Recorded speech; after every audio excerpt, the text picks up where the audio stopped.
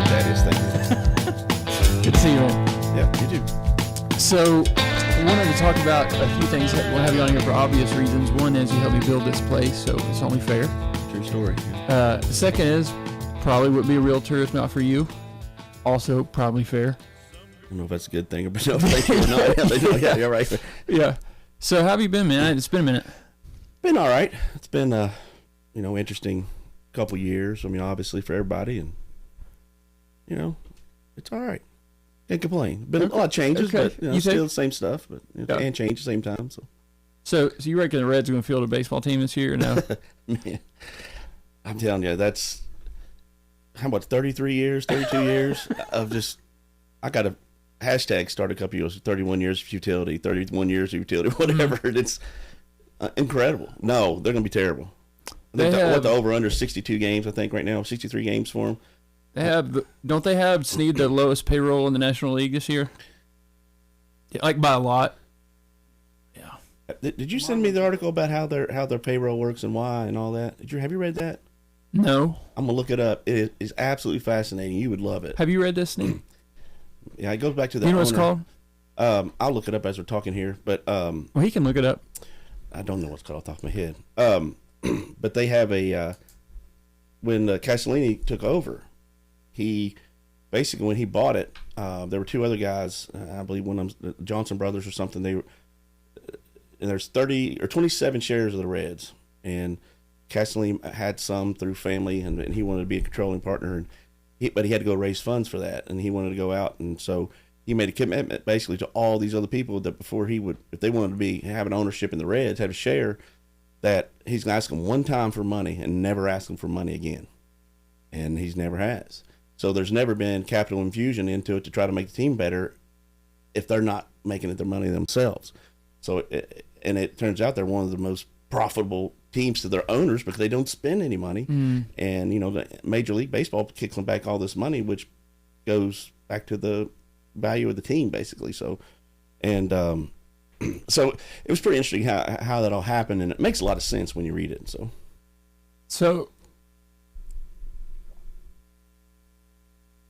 So there's these other guys that tried to buy in, couldn't, and he has the right to ask them for money once, but hasn't.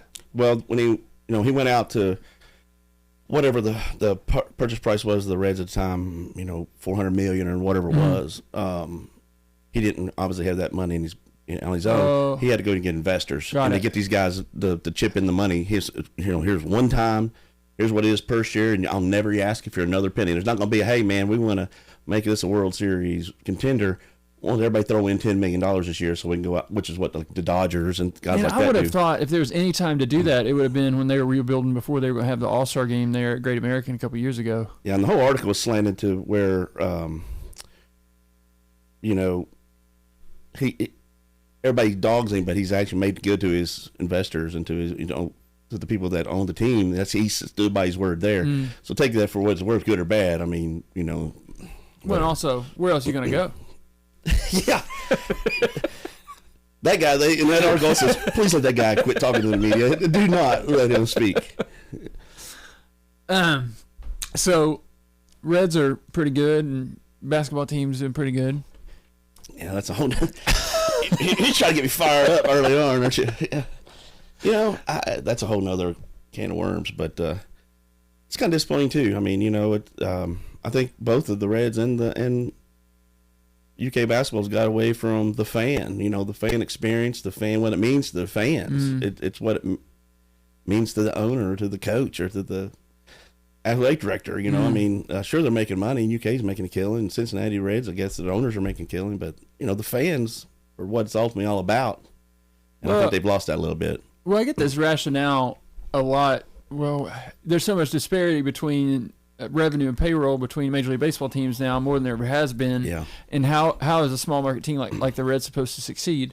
And the most obvious counter argument to that, I think, is a couple hundred miles that direction, which is St. Louis. They're a small market team. They're a perennial contender every single year. Yeah. They have a farm system that always works, and they're smart about how they spend their money. I fundamentally don't understand how we can't replicate that. No, I agree, and I think if you look at the NFL, I mean, it's a different kind of a cash cow on its own, but the way that they have set up their salary caps and things like that have led to what they said.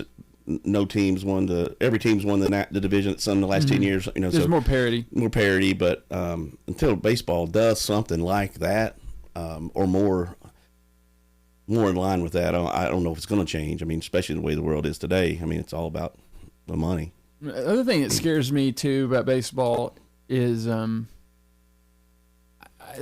read something about a poll the other day. I'm going to make these numbers up completely, but like, if you were to pick out 100 Gen Z kids and show them a picture of Mike Trout, probably 70 of them couldn't tell you who he was. Mm-hmm.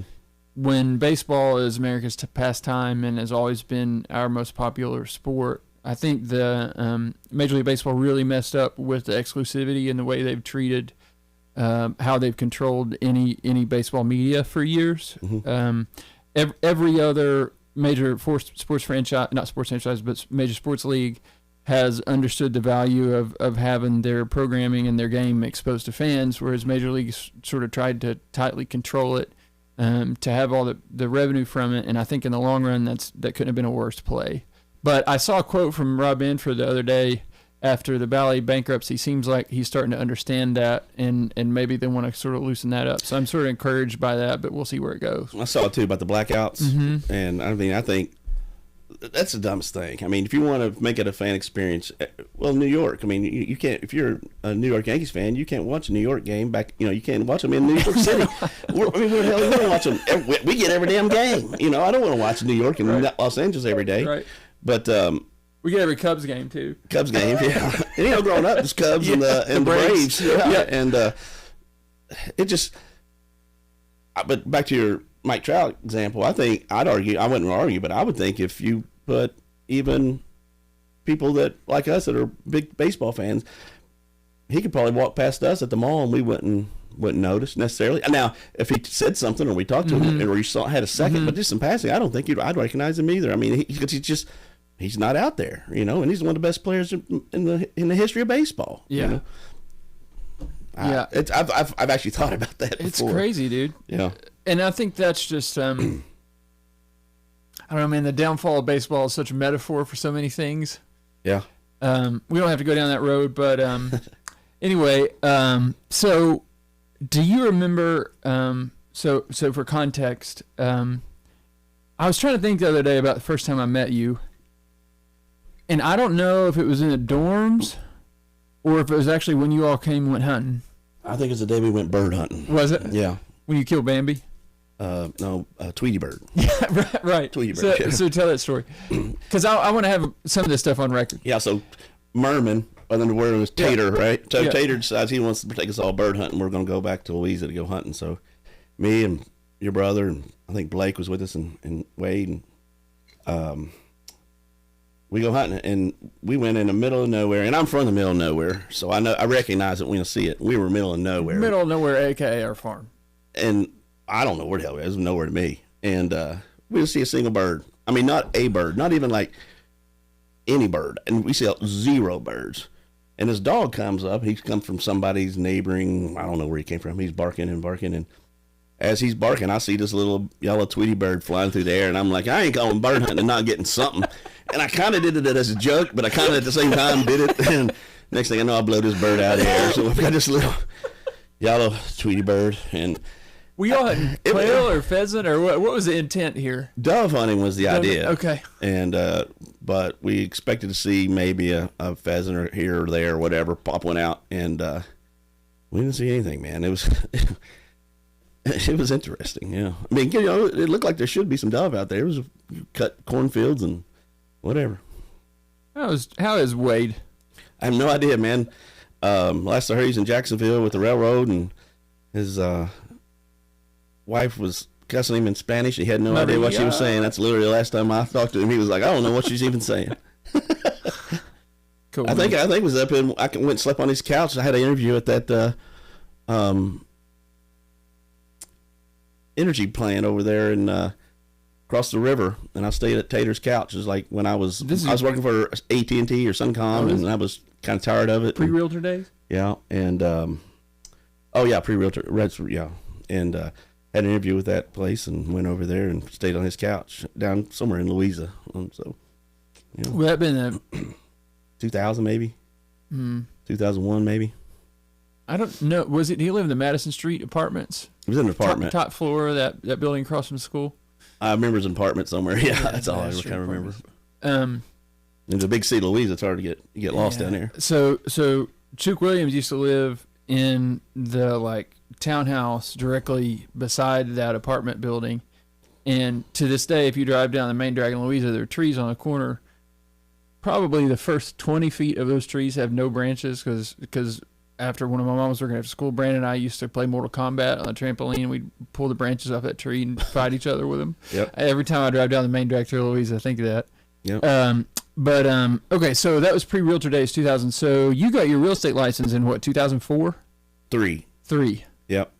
I was working for UBS Payne Weber, and I left at Suncom or AT&T to do that. I was always interested in that world, and they were basically hiring new people and getting you licensed, and I hated my boss. I mean, he was a dick, and I was late for Jason Wright, a friend of ours, was getting married, and I was in the wedding, and he was having his reception in E-Town on Friday, and so I had to leave early. So I skipped out a little bit early, and as I pulled in my driveway, I get a phone call from my boss saying, "Where are you?" And I'm like, "Well, I just pulled in the driveway. It's like 4:05. You know, markets close at 4, and it's like they run as fast as they can to the bar, right?" Yeah. He says, "Well, you owe me 30 minutes come Monday," and hung up.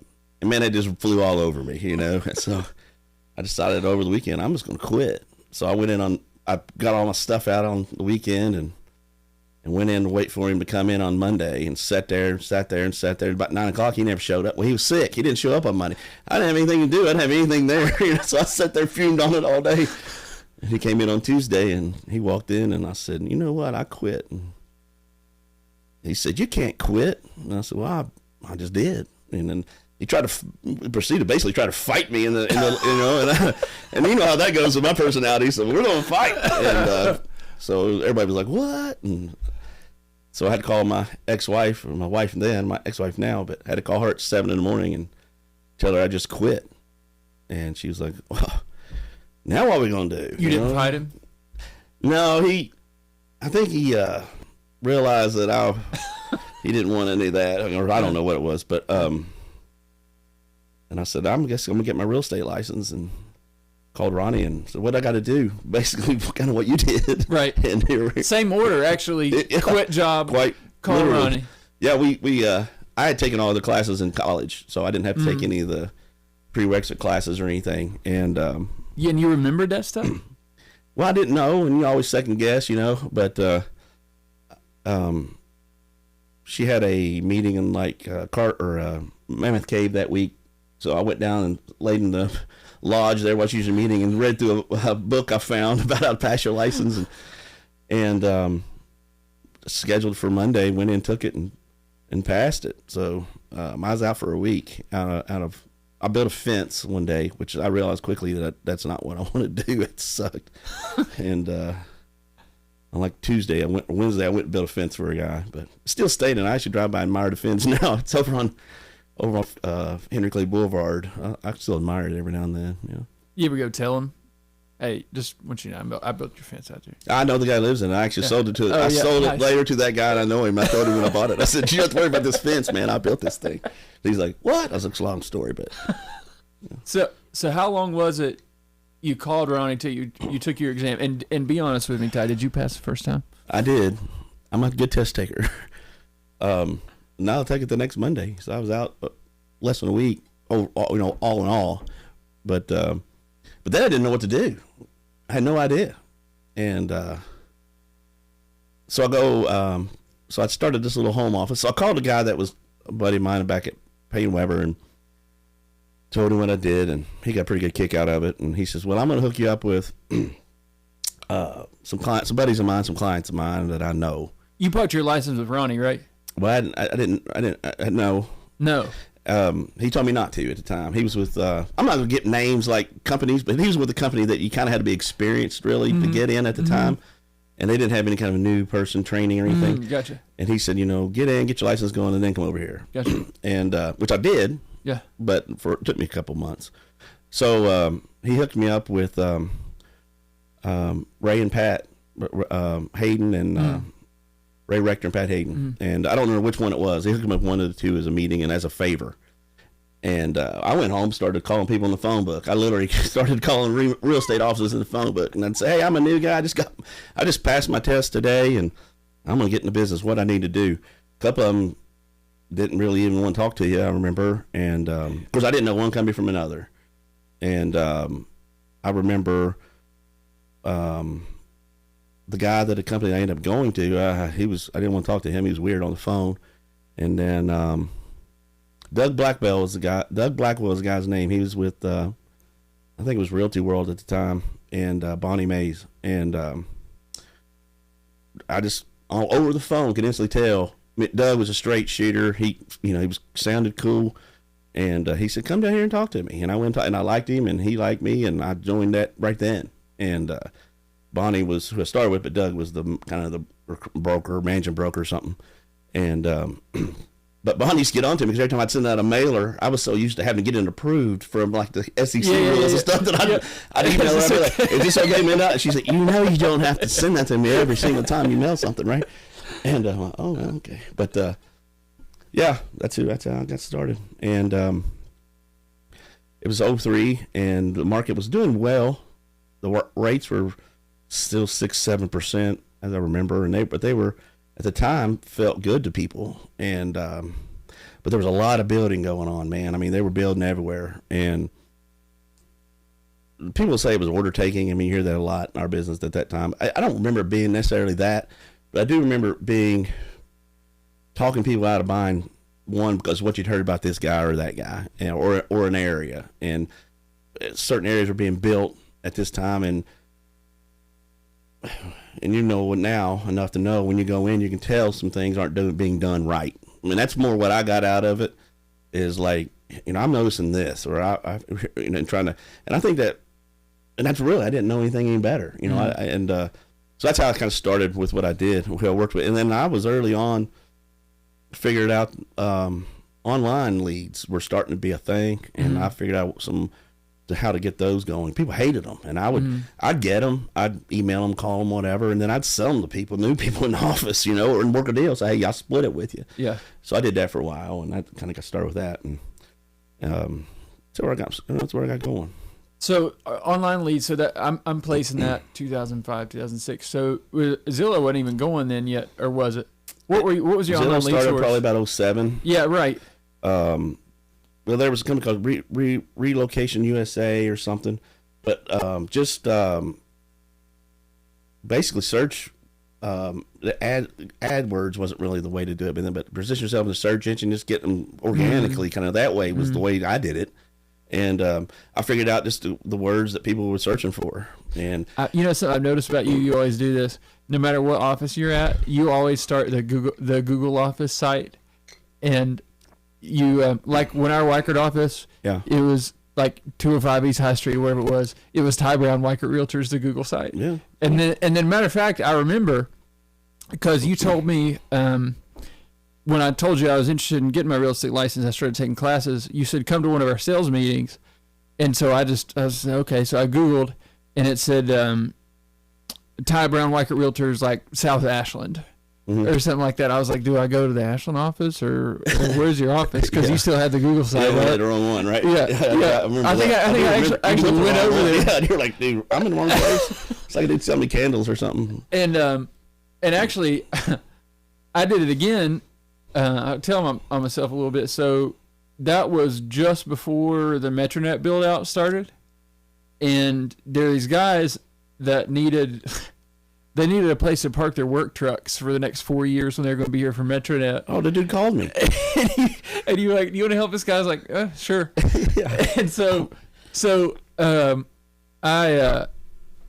was like, yeah, I'll come by the office. Like, I don't know what I was going to do, but it's like, come by the office. We'll have a professional environment here, and I'll seem professional if he comes to the office. This is where we meet, right? Yeah. So he's like, yeah, sure. Where's your office? So I give him the address. And somehow I had Googled our office address because I didn't actually know it. and what I found was the wrong address. So the guy spends like 45 minutes driving around Lexington, looking at like 457 Market Street for the Weichert office, which didn't exist. Yeah. And so he walks in the front door, he's cussing me, he's getting on the elevator. I don't think I ever talked to him again after that. I know I called Ben Allen 3 times asking him if he could park his truck out there. Yeah, funny. I didn't talk to the guy somewhere along the line, and I don't know if it was before or after, and I thought of Ben's place too. I was like, man, stick it out there by the bulldozer. He'll never know, you know. You got right by the big elephant. So you sort of hit on like how much new construction was going on back then, and how like people call it order taking, which was maybe wasn't order taking, but was still a stark contrast to what we have today. Yep. 08 took a lot of builders out of business that haven't come back. Yep. Can you just walk me through a little bit how not necessarily the real estate market, but how the practice of real estate has changed since you got your license to now, 2020, 2023? Yeah, sadly, I think it's worse. I have a hard time. Well, so go back in detail a little bit more, because I know you were doing a lot of business 2007, 2008, 2009. I know you were one of the people, it seemed like, who was positioned pretty well to take advantage of the market during the downturn after 2008. Yep. So maybe go back a few years and start there. That's what I was going to say. I think now it's worse, because what we had then was, and I'm a big fan of like the online signatures and things like that, but I think that was the start of for, as a consumer, the experience got bad, because if we were all honest with ourselves, most consumers don't have any idea what they're signing. And they don't know and that's our job, and that's part of a value proposition I bring to them. Say, hey, look, I get it. You ain't gonna read everything on here. I've read it. Yeah. So at some point there's gonna be a time when I'm gonna say, here's what we're doing, and you're not gonna get a choice, because that's what we're doing, because I'm telling you. And if you can't work with me, in that case, then find somebody else. But that's how I work. We're going to do whatever you want until a point I'll say, if I ever come to you and say, we're doing this or not doing this, that's what we're doing. And there's a reason, you know. And I've found lately that a lot of people don't do that. They just say yes, yes, yes to get through the deal. So give me an example of that. Yep. So, well, like you get back to 07, 08. The thing I remember most about was how quickly it happened. And then we've talked about this before, how Lexington's kind of a different market in general, just because of the urban service boundary and things like that. It's kind of a weird economic, weird thing in itself. But it hit quickly. Now, the prices didn't necessarily crash like they did in a lot of places, which everybody was afraid of. You know, the values didn't do that. They came down, but they didn't die. What happened was the activity and the fear, with people were just freaked out. They were locked up. So there were, fair amount of bank, take backs and things like that. But that was more of a lender side of it. A lot of people get loans that didn't need to get loans. We know that. And created a lot of unknown, I think, in the market to people. And that was more than anything. What you quickly realize is that people don't have a clue what's going on. So when you could get to talk to them, when you'd sit down and explain, here's what we're doing, you're buying a house, and my always, I guess, little speech has always been, every house is an investment. It's an investment either in, you're going to try to make money from it, and as what typical quote unquote what an investment property would be, or it's an investment in your future, your family's future, your life, to get you going where you want to go. And all the studies have been done, people that own homes and home ownership, their net worth's better, their lives are better in general. And so it's very important. It's an investment in themselves to be able to buy it. But they need somebody. Nobody likes to be sold. And I think people turn into too much of trying to sell people. And that's when it all started, because everybody was fighting to try to get anything they could get. They would say whatever to get it, I felt like. And I never fell into that. I took fault, maybe. I mean, honestly, I've actually thought maybe I should have maybe been more in line with what other people have done. But I just didn't feel right doing that. I like sitting down, going through the contract and explaining to them, here's a spot in this contract that we have, that we're using, that if it comes down to it and you want to get out of this thing, here's a way we can do it. Here's how we would have to do it. Or flip it around to the seller, same way. Here's what nobody can make you sell. They tell you they can, those types of things. And people like that advice. And that was big. But what I didn't get with or didn't catch on to was the way the market was going to change. And then maybe Zillow was part of it or what, but it went to a almost commoditized level. Our business, our value almost commoditized, how much you going to charge me a commission? Has it ever mattered, honestly? Have you ever noticed that mattered to anybody that you've actually closed with, how much they paid you? Does the ones that look or make the big deal, there's something else behind that, in my opinion. But. Only deal I've ever seen that anybody who's ever argued with me about commission started asking me a lot of questions, sort of questioning the value that I would provide. Yeah. No, there's never been any follow up with that person. They end up haven't sold or they haven't bought. The only deal I've ever seen that closed was I had a buyer that was looking at some luxury properties, and there was a property we looked at, like I forget the name of the street, but it was a nice. The house looked straight off Chip and Joanna, and it was on like 20 acres here in Lexington. And the guy that was selling it used to play for the Green Bay Packers. I'm going to say his name, and he was working with a discount agent, but I mean, he had gone through the whole process, like done his homework. He had hired a professional photographer, and he ended up selling it. We brought him an offer, and I think our offer, I checked after it closed, our offer was much better than the one that actually they closed with. But he actually had worked with a discount agent and it closed. But no, I don't see a lot of people who are asking those types of questions end up closing deals. Mm-hmm. I have seen a couple for sale by owners that I've actually done deals with that in the marketing remarks on the front end were smart enough to say buyer's agents welcome, and then we just sit down across from the table of them and negotiate a deal, made it clear that I wasn't representing them. Some of those closed, but I've never actually had a client approach me, just like you said, who was asking those types of questions that ended up turning into anything. Yeah, it's almost a red flag to me. I mean, something else is going to go crazy. It seems like if there's something else going on with that, because if you can't, I agree. I don't know, if you can't communicate your value or they can't recognize the value of it, then there's it's two-way street. But yeah, worry about it, right? Yeah, for sure. But again, I think there's some people out there right now that I'm worried about that I wouldn't hire them, and that's sad, They wouldn't know how to answer the question. No, and that's, I don't know. I think the access is too easy to get to those people. What do you mean the access is too easy? The customer, it's too easy to get to a bad person right now, to a bad agent. Whereas it wasn't that hard. It was harder back in the day, I think. And I don't know if they just don't know the questions they ask, the clients or what. It's more of a popularity contest almost. So that's actually brings me to my next question, which would be, as the market has changed, as the definition of a good agent or a bad agent changed. I think so. I absolutely think so. I mean, it's almost like to be considered what you would say was a good agent now, you have to have, almost a HGTV, pictures, and not necessarily the pictures, but it's like the video explaining, here's what I do every day when I get out of bed, here's what I do.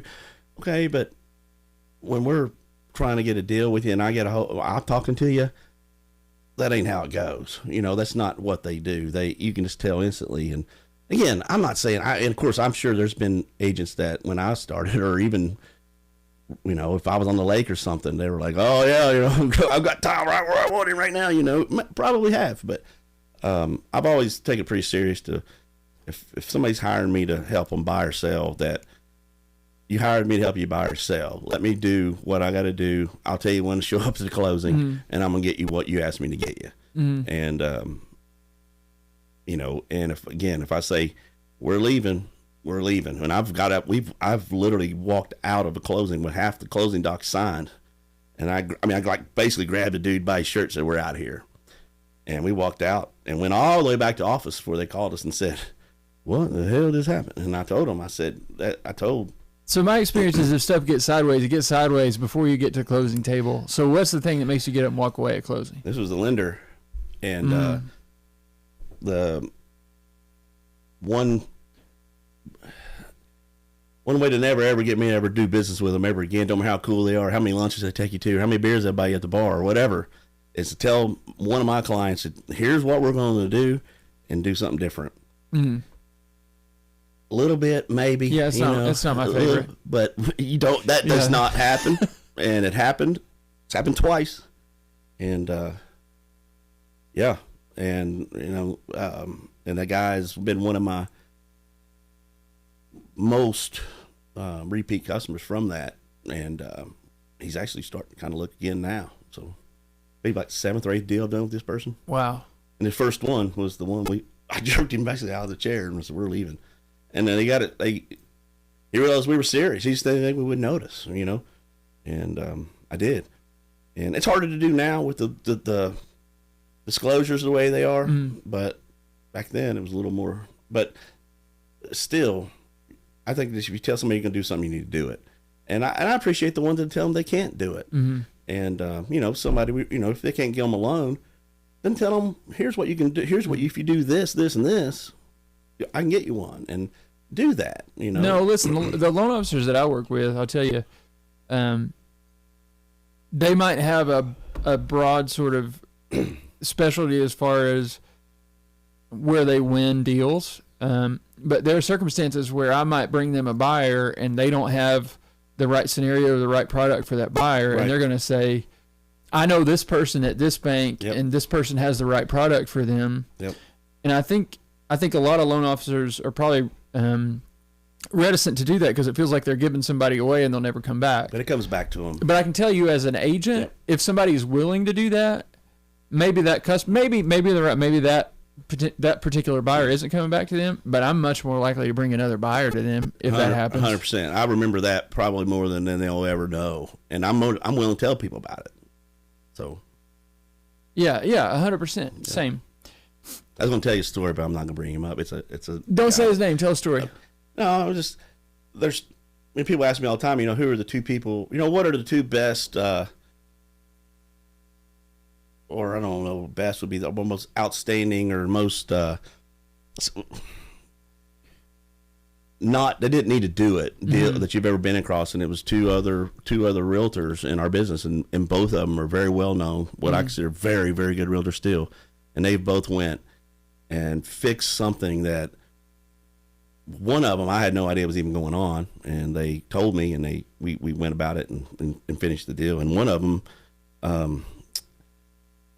a former company of mine that I was affiliated with screwed it up, and he saved it, man. I mean, like, went above and beyond. He was a listing agent, and it was a relocation deal, and I've never seen anybody go far above and beyond he did to do it. Not only for his client, because he obviously wanted to get his house sold, but he helped me, which we were screwed. And of course, it's always my fault, which it wasn't, but it's always your fault. And he saved it and didn't have to, and that goes a long way. So I've always thought highly of him for that. So you're talking about on the realtor side. Yeah, but it was a lending issue that he fixed. Well, sort of. He referred him somewhere to get somebody that could get it done in the time frame we needed to get it. He had a relationship with a bank that could get it done in the time frame we needed to. Man, I'll tell you, I think that's what this business is. Yeah. It's a long game, I think. I think you do see people who maybe haven't even read the contract, but they're able to build sort of the cult of personality thing. I think what those people will do is turn and burn their clients and burn out after 2 or 3 years. I think so, or too. Maybe 5 years. Yeah, or 20. But I mean, with their business, I mean, you alienate so many people over time. Lexington is a town with, what would you say, Lexington? I think last time I looked, it had 375,000 people.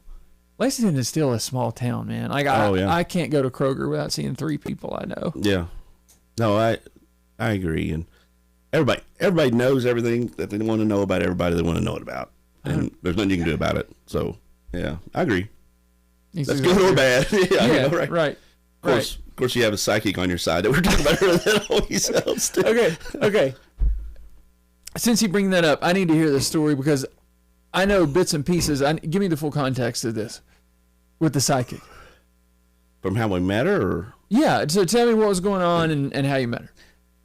Well, so again, your older brother and I were in the same fraternity together, and fraternity brother of ours was probably about his age. He was a little bit younger than me. Long story short, he got murdered, and him and his fiance got murdered. And the guy that killed him, he was renting his home to a guy who killed him when he went to collect the rent. And he, hold on. He was renting his home to a guy, and the tenant killed him. Yes, and people say landlords are evil. No. Yeah, and man, this was a case, and it there's a lot of weird angles to it, but it basically takes him and his fiance and throws them in the car and kills them and throws them in the car and disposes of the bodies. And we, of course, you find out he's missing, and nobody knows really what's going on. And I guess the circumstances of the evidence or whatever they had, they thought, well, he's probably murdered, right? But we can't prove it. And the police or whoever there, state police, they organize a search. Everybody shows up on one day, and quickly our group of guys, our brothers, basically fraternity brothers, something just ain't right. Something don't make any sense with what everybody, it's all like everybody's grandstanding. Everybody want you to donate money to their dogs or their smelling dogs, or they want you to be on their, show, or they want you, and the cops, they didn't care. I mean, they were just like, so we ran into this one guy who was with Texas Equisearch. It's a organization. And this dude's played football at Cincinnati. He's a big old dude, but I mean, like, rough as a cob, dude. I mean, he puts his pulls in for a living. He's huge. Tank top on, big. He's like, y'all want to find your boy, you come with me. And we're like, and we kind of look at each other and we're like, all right. So he's like, meet me in Winchester, McDonald's in 45 minutes. And, okay. So we go. We end up, this dude's like, screw everything anybody else is saying. Listen to me. I do this. Don't trust anybody. Don't trust the police. Don't trust anybody. Listen to me, and we'll do this. And so we did. And the first day, he put us. We should have found him the first day. We walked right by him, and the guy that was assigned to that street, for whatever reason, wandered off into the weeds and didn't make it. At a couple weeks later, was from here to the street from her. He put us right in the right spot. He told me to go to the top of this hill and stop. If I just walked to the bottom of this hill, she was there. I stopped. He was 75 miles from where the cops saying that we'd find him. And but we're out one day, the first couple of days, and we're in the middle of nowhere. I mean, nowhere. And it's 180 degrees probably. It's summer, it's August. And I come up out of this creek bank, and there's a lady standing there, an older lady. And it kind of freaked me out. And she said something. She's like, I've been looking for you guys. I thought I'd find you here. And I'm like, where did you come from? I mean, what the, is going on here? And I don't remember what was said, whatever, but I remember Blake come to me and goes, I don't know, man. He said, that's something about that woman's eyes, man. She's like a witch or something. I don't know. It just freaks me out. I don't, and I'm like, I got the opposite thing. I think she's serious. So another guy who's in he knew a guy that owned a funeral home, and he hooks us up with this lady to go to her house. And so we set up a thing to go to her house and ask her questions. And I personally think that there's something to the psychic stuff, and I've seen the ghost. I saw a ghost show in a house. I know I've told you that story. And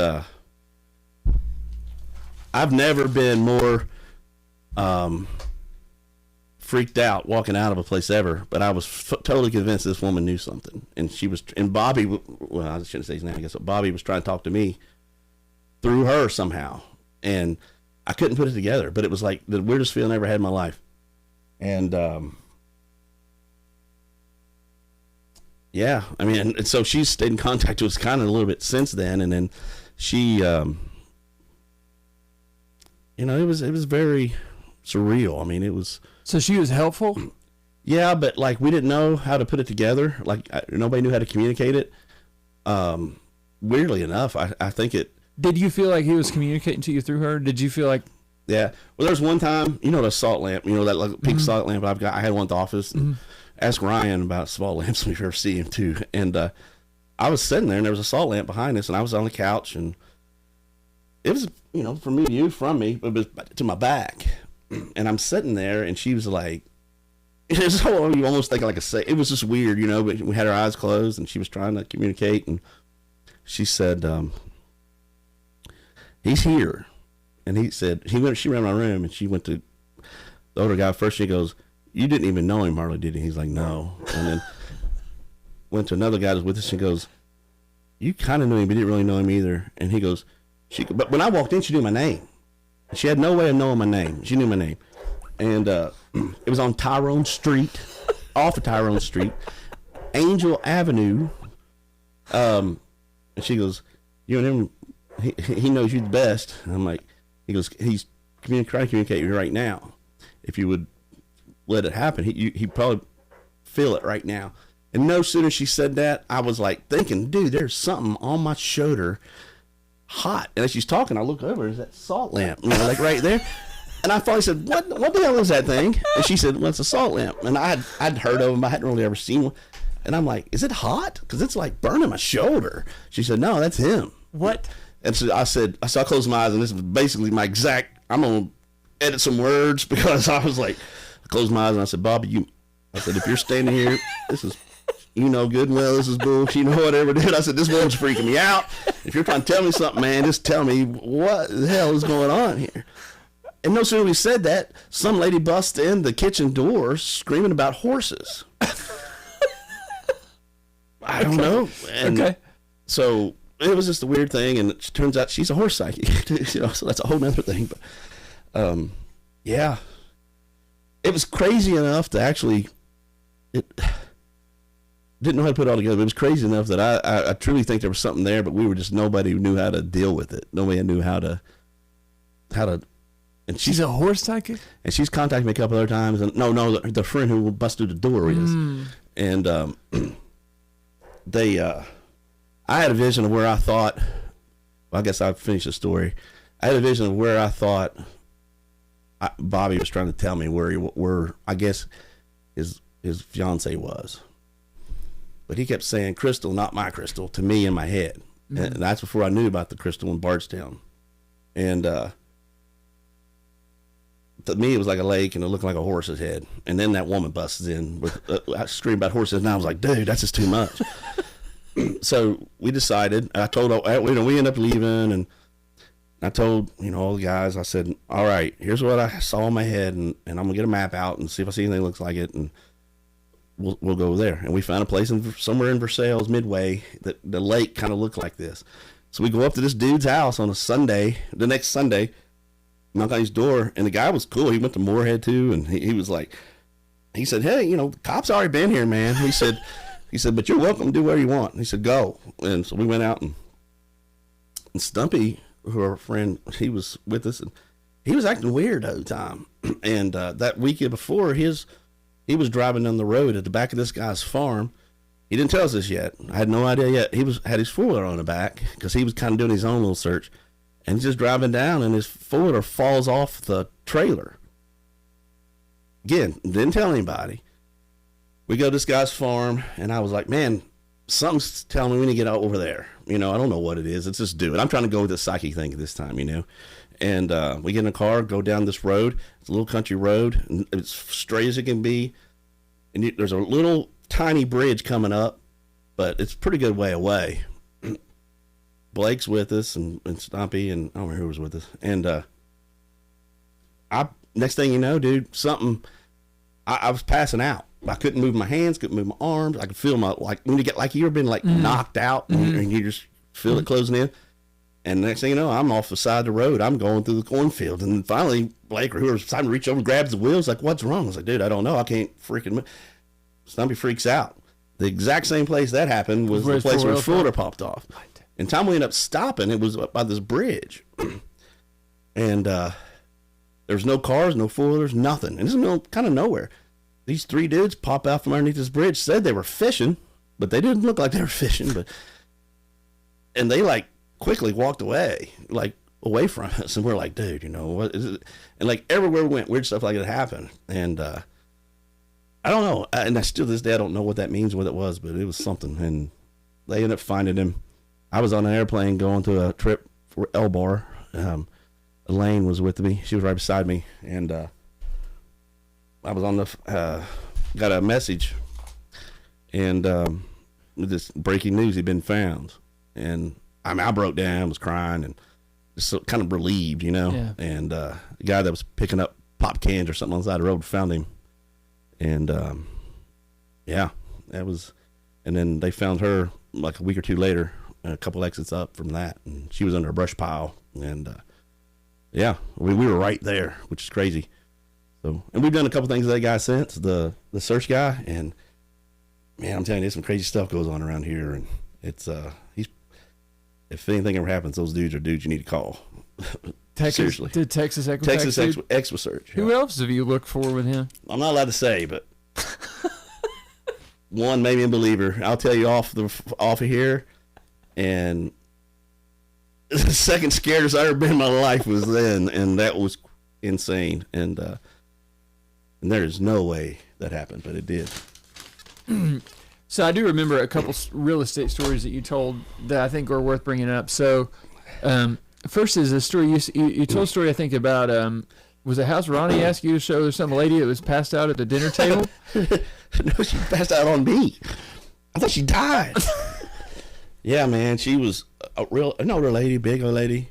Kind of looked like my grandma. Actually, had a nightgown on, and you know, it was 3 in the afternoon on a Tuesday or something, and Ronnie calls me freaking out because he had to go pick up somebody important at the airport. I won't say his name because it dilutes the story, but can you go over and listen to this house? It's, you know, go listen to this house. Mm-hmm. Okay, sure. I don't know anything about it. I'm just right down from the office. So I go in, and she has a cigarette in her mouth and one in her hand, and she opens the garage door, and I could see a huge pan. Turns out to be soup beans, which I love soup beans, on the stove boiling with a cigarette in the ashtray.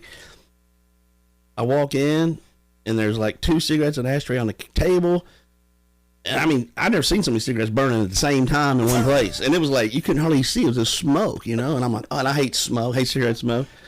And she's like, oh, yeah, come on in. And we sat down, and she starts talking about how bad she's been feeling, how her ankles are swelling up, and how, you know, it's terrible, and how she's been sick, and her doctor don't know what's going on. Sounds like diabetes. And she got 8 million just piles of stuff on her table, and she reaches over at some point as we're going through the contract, because I'm trying to still go through the contract with her. We're on the line. She's at 90-degree angle. She's like sitting right here. She's listing the house? She's listing her house. Okay. Yeah. And so I'm, you know, and she's leaning here, and at some point on the first page, I mean, I'm talking not even like slowing. She's mid-sentence, not talking, not slowing down, not putting her hands on anything. She's face first on top of the contract, like right here. And I'm like, holy God, she just died on me. And I'm like, you know, ma'am, are you okay?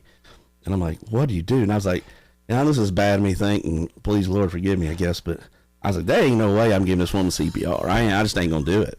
I'm going to call 911. They're going to have to deal with it. I mean, what do you do? And it seemed like 10 minutes. But at somebody, she popped right back up. And whatever she was saying, she didn't miss a beat. And finished the sentence and went on. And I'm like, okay. So now I'm trying to speed up a little bit. You know, does it again. She does it like 5 times. And the last one was her signature on the very end of the contract. Before you had to do that stupid initial after the signature. And she's almost done, and she plop. And I'm like, she raises up. She goes, man, she said, boy, she said, and she had reached over and picked up this bottle of Benadryl that was bigger than these Yetis we got here, and grabbed a lip and just starts chugging it. And she said, "You know, this stuff sure does make my ankles feel better, but it sure does make me sleepy." And I was like, I would have never guessed. And I was like, it was nice talking to you. And I walked out the door and I called him. And I said, I swear I'm going to kill you. And he's dying laughing. You know, he knew exactly. And I said, there ain't no reason you putting a sign in the yard. This woman's going to burn the house down here in the next 5 minutes. She just drank 2 gallons of Benadryl. And, yeah. Oh, man, that was crazy. All right, there are two more real estate stories I need to get out of you. Yeah. So first is the ghost story. Yeah. Guy I went to college with and worked with at UBS, as a matter of fact. And he calls me on a Sunday. I'm laying watching football, and it's real nice weather in the fall. And I was like, man, I wanted the day off, but it's my buddy. And he's all excited. He said, there's this haunted house for sale, and I want to go see it. And me and ghosts don't really get along. Well, so you don't have to disclose that. How did he know? I have no idea. And he was excited about it. So I can't remember if he was married yet or not, but he had the lady he does end up getting married to was with him, and I got there first, and they were gonna meet me there. And I think it was a foreclosure. Actually, I know it was. And pull up, and it's on a downtown street, and there's little tiny houses around. And all of a sudden, this thing looks like a castle. It's made out of limestone or something, and it's got one of those like turret-looking things on the front with a big face on it, and it's got wrought iron fence around it, and a wrought iron fence going up to the door, and another fence inside that, and all these little like skeleton keys literally in the lockbox. And they don't, those lockboxes, there's not a lot of room in there. I'm like, well, I got to see what's going on first. So I get out and go in. It's like 5 steps again, and 5 doors you got to go through. And I was like, open the door, and I'm like, yeah, I ain't going in there by myself. I'm waiting till they get here. So I get out and walk around, and I'm even more freaked out when I go in the backyard. I mean, I'm just like, dude, this is a weird place. He gets there, man, he's like a kid in a candy store. He's running around, oh my God, this place is awesome. You know, I love it. And I'm like, dude. And you could tell this place was nice, probably in the 20s. I mean, had gold leaf, crown molding stuff. I mean, it was stained glass stuff, but there was nothing in it. Nothing. Not even like they ripped out the cabinets and stuff. Or, I mean, they never had cabinets, maybe. I don't know. But there was the newspapers piled up in the corner were from the week that JFK was killed, because they were still talking about, I don't know, it was like who did it, or was this guy a suspect or whatever, and they were just crumpled up. So that's how in the 60s since somebody'd been in there, really. We can get to that later. And he's like, I'm going down in the basement, and I'm like, buddy, you are absolutely 100% on your own on this one. And I'm standing, and they went down there. They did, and with their little phones, back to those little tiny phones, weren't even good on your phone, and light. I mean, and I'm kind of looking around what thought was probably the kitchen, trying to figure out where would the kitchen even be? Where were, and I see him walking up the steps. It was like a curved, it wasn't really like spiral, but it was like curved around something, but it was curved steps. And I saw him going up, saw from like here down. And I said, oh yeah, chicken, you couldn't make it down the basement. You wussed out, and you're going upstairs now. And I thought it was him. And he goes, I don't know what you're talking about. I'm still down in the basement. And I'm like, all right, dude, I'm out of here. See y'all later. And I did. I mean, I'm out. But it was like, guy had like blue pants on, and like I could see from here down. And as he went around the corner up the steps, he got, it was just like it was from here and here. Mm-hmm. And it was, like clearly, and then it was kind of slow now that I think about it, back. But I mean, it wasn't very far away, and I saw it, and so that's on the Sunday, and so that next weekend, girl that my wife at the time worked with called and said, hey, you'll never guess who I'm going on a date with, or double date with. And it was the guy that had that listed, and I guess his girlfriend at the time was friends with him, and he's got a house downtown that's haunted. We're going over there. And because she had told her that story. Y'all want to? I'm like, hell no, I ain't going. But they went. But like, and the people that ended up buying it at that time bought it knowing it was the story. Like he played the story up to them once it got it going, and it was kind of a marketing thing, and they bought it knowing it was cool. And I've driven by and I've looked at it, but it's weird, man. You can literally drive by the street and be looking for it and miss it. You gotta tell me later what house this is. Oh yeah, I mean, I'll drive you by one of these days, but it's crazy, and it just sticks out in the middle of nowhere, and it's very interesting. So yeah, man. I mean,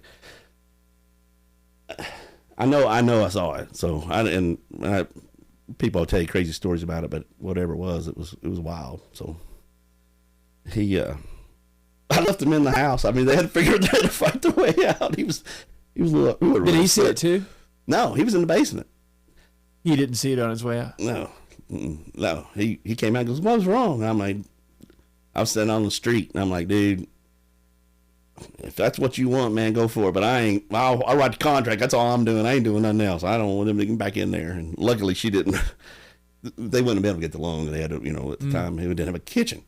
But they had a good time. So he still gets kicked out of it too. Every time I see him, he laughs about it. Still. So you have a good flooded basement story too. Flooded basement. There's a listing you had, the basement flooded. You were trying to get the water to go down. You were there by yourself. Seller was out of town. Oh no, it was the upstairs bathroom busted over in the winter, and it was running out in the road. It flooded the basement all the way up, and the neighbor calls my sign. I'm listing off the sign. It says, "Are they draining a pool or something?" It was like December, and I'm like, "No, they've been out of town for like 3 weeks." He's like, "Well, I walk by here every day for 3 weeks. I've seen water, and I thought they must be their pool or something." And yeah, that was a bad mess, man. I mean, like, I can't remember what the number was that it cost to get that thing fixed, but I thought we could have built the whole house over for that, but it was crazy. We had to tear everything out. Was it a historic house? It was a relatively new house. I've had one that I owned, and then one that the neighbor. I've had it happen a couple times. The basement fills up like a swimming pool, man. I mean, it's rough. There's some neighborhoods in town here that have a water table, dude. If your sump pump goes out for even a few minutes, you'll start seeing some water. And those basements, especially the pit basements, boy, they'll fill up. But that was bad. I mean, it was bad. And it's changed hands 3 or 4 times over the years. But man, they redid it all. I mean, it was basically they stripped everything down to fix this one. But when I walked in, I was like, yeah. They're like, "You want to go shut the water off?" I'm like, "Man, there ain't no reason to." I said, really, at this point, who cares? But yeah, it was bad. So how'd you get the water out of there? I don't know. Insurance company, so they were in like on a cruise or like in Bahamas or something, and took a day or two before I even got the message to them. And I had my handyman come over and turn the water off at the meter, and finally found out who their insurance company was. We called them, and they came over even before those people came home, and they had people come over, and I like it wasn't Servpro, but somebody like that, Paul Davis maybe, and started pumping the water out, and yeah, we just kind of let it go. I mean, we didn't really let it go, but we were just let them do it. But it was bad. But when they finally got it all out and ripped all the drywall out and the carpet and cabinets and everything, I mean, it looked like you were walking into a pre-electrical inspection, walkthrough with a new construction. I mean, that's how bad it was. It was bad. It was rough. There was like only one bedroom in the whole house they didn't tear out, I think, or 2. It was bad. So you got the lady passing out at the kitchen table. You got the ghost story. You got the flooded basement, and people wonder why we get paid what we do. Oh yeah. Not to mention marriage counselor. Oh dude, all of the golf above. Clubs thrown at us at the closing, and had to do. We've had some great ones, and yeah. Hey, you want to take a bathroom break? I'll take a break. I don't want to go to the bathroom, but yeah. Okay. So you're talking about real estate and how real estate agency has changed over time, and how it's more about image and branding and that sort of thing. Something that I've always wondered about that you've done, and I've wondered, is this a real estate specific thing, or is this just Ty Brown's hobby? Is the Ty Brown Weather Service? Yeah. So what's the actually, Sneed, can you pull up? We just decided you will get into this at some point. Go to Safari and go to my Facebook here. To the right. And then just new tab, facebook.com.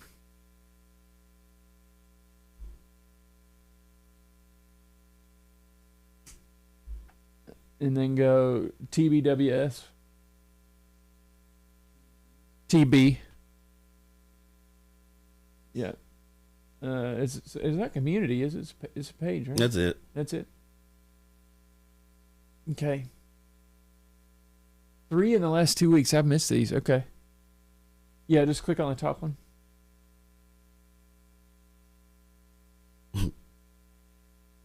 Okay, blow one of these up and then PIP it.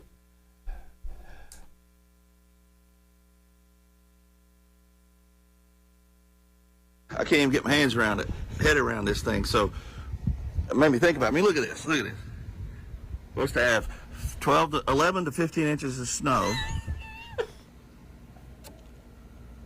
We got that much. That didn't qualify for an inch anywhere by anybody. So I mean, I made me think about it. I mean, think about this. I mean, what else could you possibly be that bad at your job that you miss it by a foot? A foot. Let's say, if you're a golfer, I'm a professional golfer, but every time I swing, I putt, I miss it by a foot. You ain't gonna be a professional golfer very long. You're gonna suck. Or a baseball player. I swing, man. I got the best swing in America. I know. I've been working on this thing my whole life. I'm a swinging machine. But every time I swing, I just miss it by a foot. Or a car. Or driving a car. You're driving a car down the road, you miss everything by a foot. Eventually, you're not gonna make it to the grocery before you get hit by a truck head on or some shit. I mean, a foot. You miss it by a foot. I mean, I'm the world's best cardiac surgeon. Every now and then when I'm working on the left ventricle, I miss it by a foot and remove their spleen. Details. It's tough. It's hard. It's a hard job. It's not exact science. A foot here, a foot there. I mean, a foot. I mean, a damn foot. You can't. If you mow the yard, miss it by a foot, you're gonna get fired. I mean, cut a tree down, miss it by a foot. Build a house, miss it by a foot. Now I've seen some people build a house that looks like they miss it by a foot, but it ain't straight. But a foot. I mean, I can't think of anything. I mean, your hand grenade thrower, maybe. Miss it by a foot. You're probably gonna have like 8 fingers or something, maybe a messed up face. But a foot. That's about the only thing I think you can be that close with. Even the old saying horseshoes. If you're a foot off of the damn horseshoe somewhere, you're gonna kill somebody. You're gonna hit him with a freaking horseshoe. You're gonna be playing with a dude that's got 3 legs. Nobody's gonna play horseshoes with a guy that misses everything by a foot. Nobody wants to do anything if anybody wants to miss it by a foot. A foot. I can't get over it. Fired up. A foot. I mean, I've been the whole time I've been sitting there thinking, is there anything you could do? Can anybody think of any job you could possibly have that you can go around and be okay, be acceptable to miss it by a damn foot? Be that bad at your job. A fisherman can't do it. I mean, I know a guy that says he catches big old fish, but they look like little fish on TV or on his Facebook, but he can't miss it by a foot. I mean, this is insane. I don't know. I'm out. If somebody got one, let me know. But this might be the biggest bust craziness I've ever seen. And it's I don't even know what it's doing. It's like a windy, cold. I mean, this tree here has been like this for 3 days, and it was waiting for some snow to take it down. It end its misery. I mean, put that thing out of its misery. Sorry, Donnie, but put it out of its misery, man. So I don't know. A foot. Yeah, that was a good one. So first question is, do Bill Mack and TG Shuck, do they know about TBWS? TG does. Chris Bailey does. Bill does, but he's never. He would literally turn his back if he sees me walking by. So I know he knows, but he's never acknowledged it. I've been on the set of every one of them. They've all let me, like, not necessarily the main guys, but like the under guys will let me come up and do like a fake TV show or like a weather. Yeah. They record it and they're taking pictures of it, like, because they joke about it too. But yeah, Bill, he used to come down Thursday Night Live all the time when our office was down there, and yeah, I'd be like, "Watch this." Bill, he'd stand down there, he's talking to people. He'd drink a beer and go do the weather, and I'd walk over and just get near, and he'd go. I mean, every time, and everybody's like, "No, he's not doing it." I'm like, "Dude, I'm telling you." And I have people, I've had other realtors be like, "Oh, he's my friend. I'm gonna text him that you all need to talk," and then they were like, a couple days later, I bet the Bill text you back. No. See? But it started out just, well, really what started out is that you can't tell me that Kroger's not involved in that somehow, somewhere. You know, around here, dude, have you ever been to a Kroger when they say there's going to be an inch of snow or a foot of snow in here? Dude, you can't get near it. And it never seems to materialize. When it does, they'll be like, oh, you know, it's just going to be a dusting. Well, it got to be 2 damn feet of snow. So they didn't get it right either. But somehow the TV stations have worked out the retirement or the investments with Kroger, and it's like, look, we can't really pay to have good weather people, but if we get y'all they're in the Kroger union. They have to be. That's what it is. You know, we'll make sure we get you your quarterly bonuses if you'll float us some bonuses. If we get, you know, we'll fake up some snow around here a little bit for you. I mean, you can't convince me there's not something somewhere. And it started out as the weather conspiracy. That's what it started out, and it's been.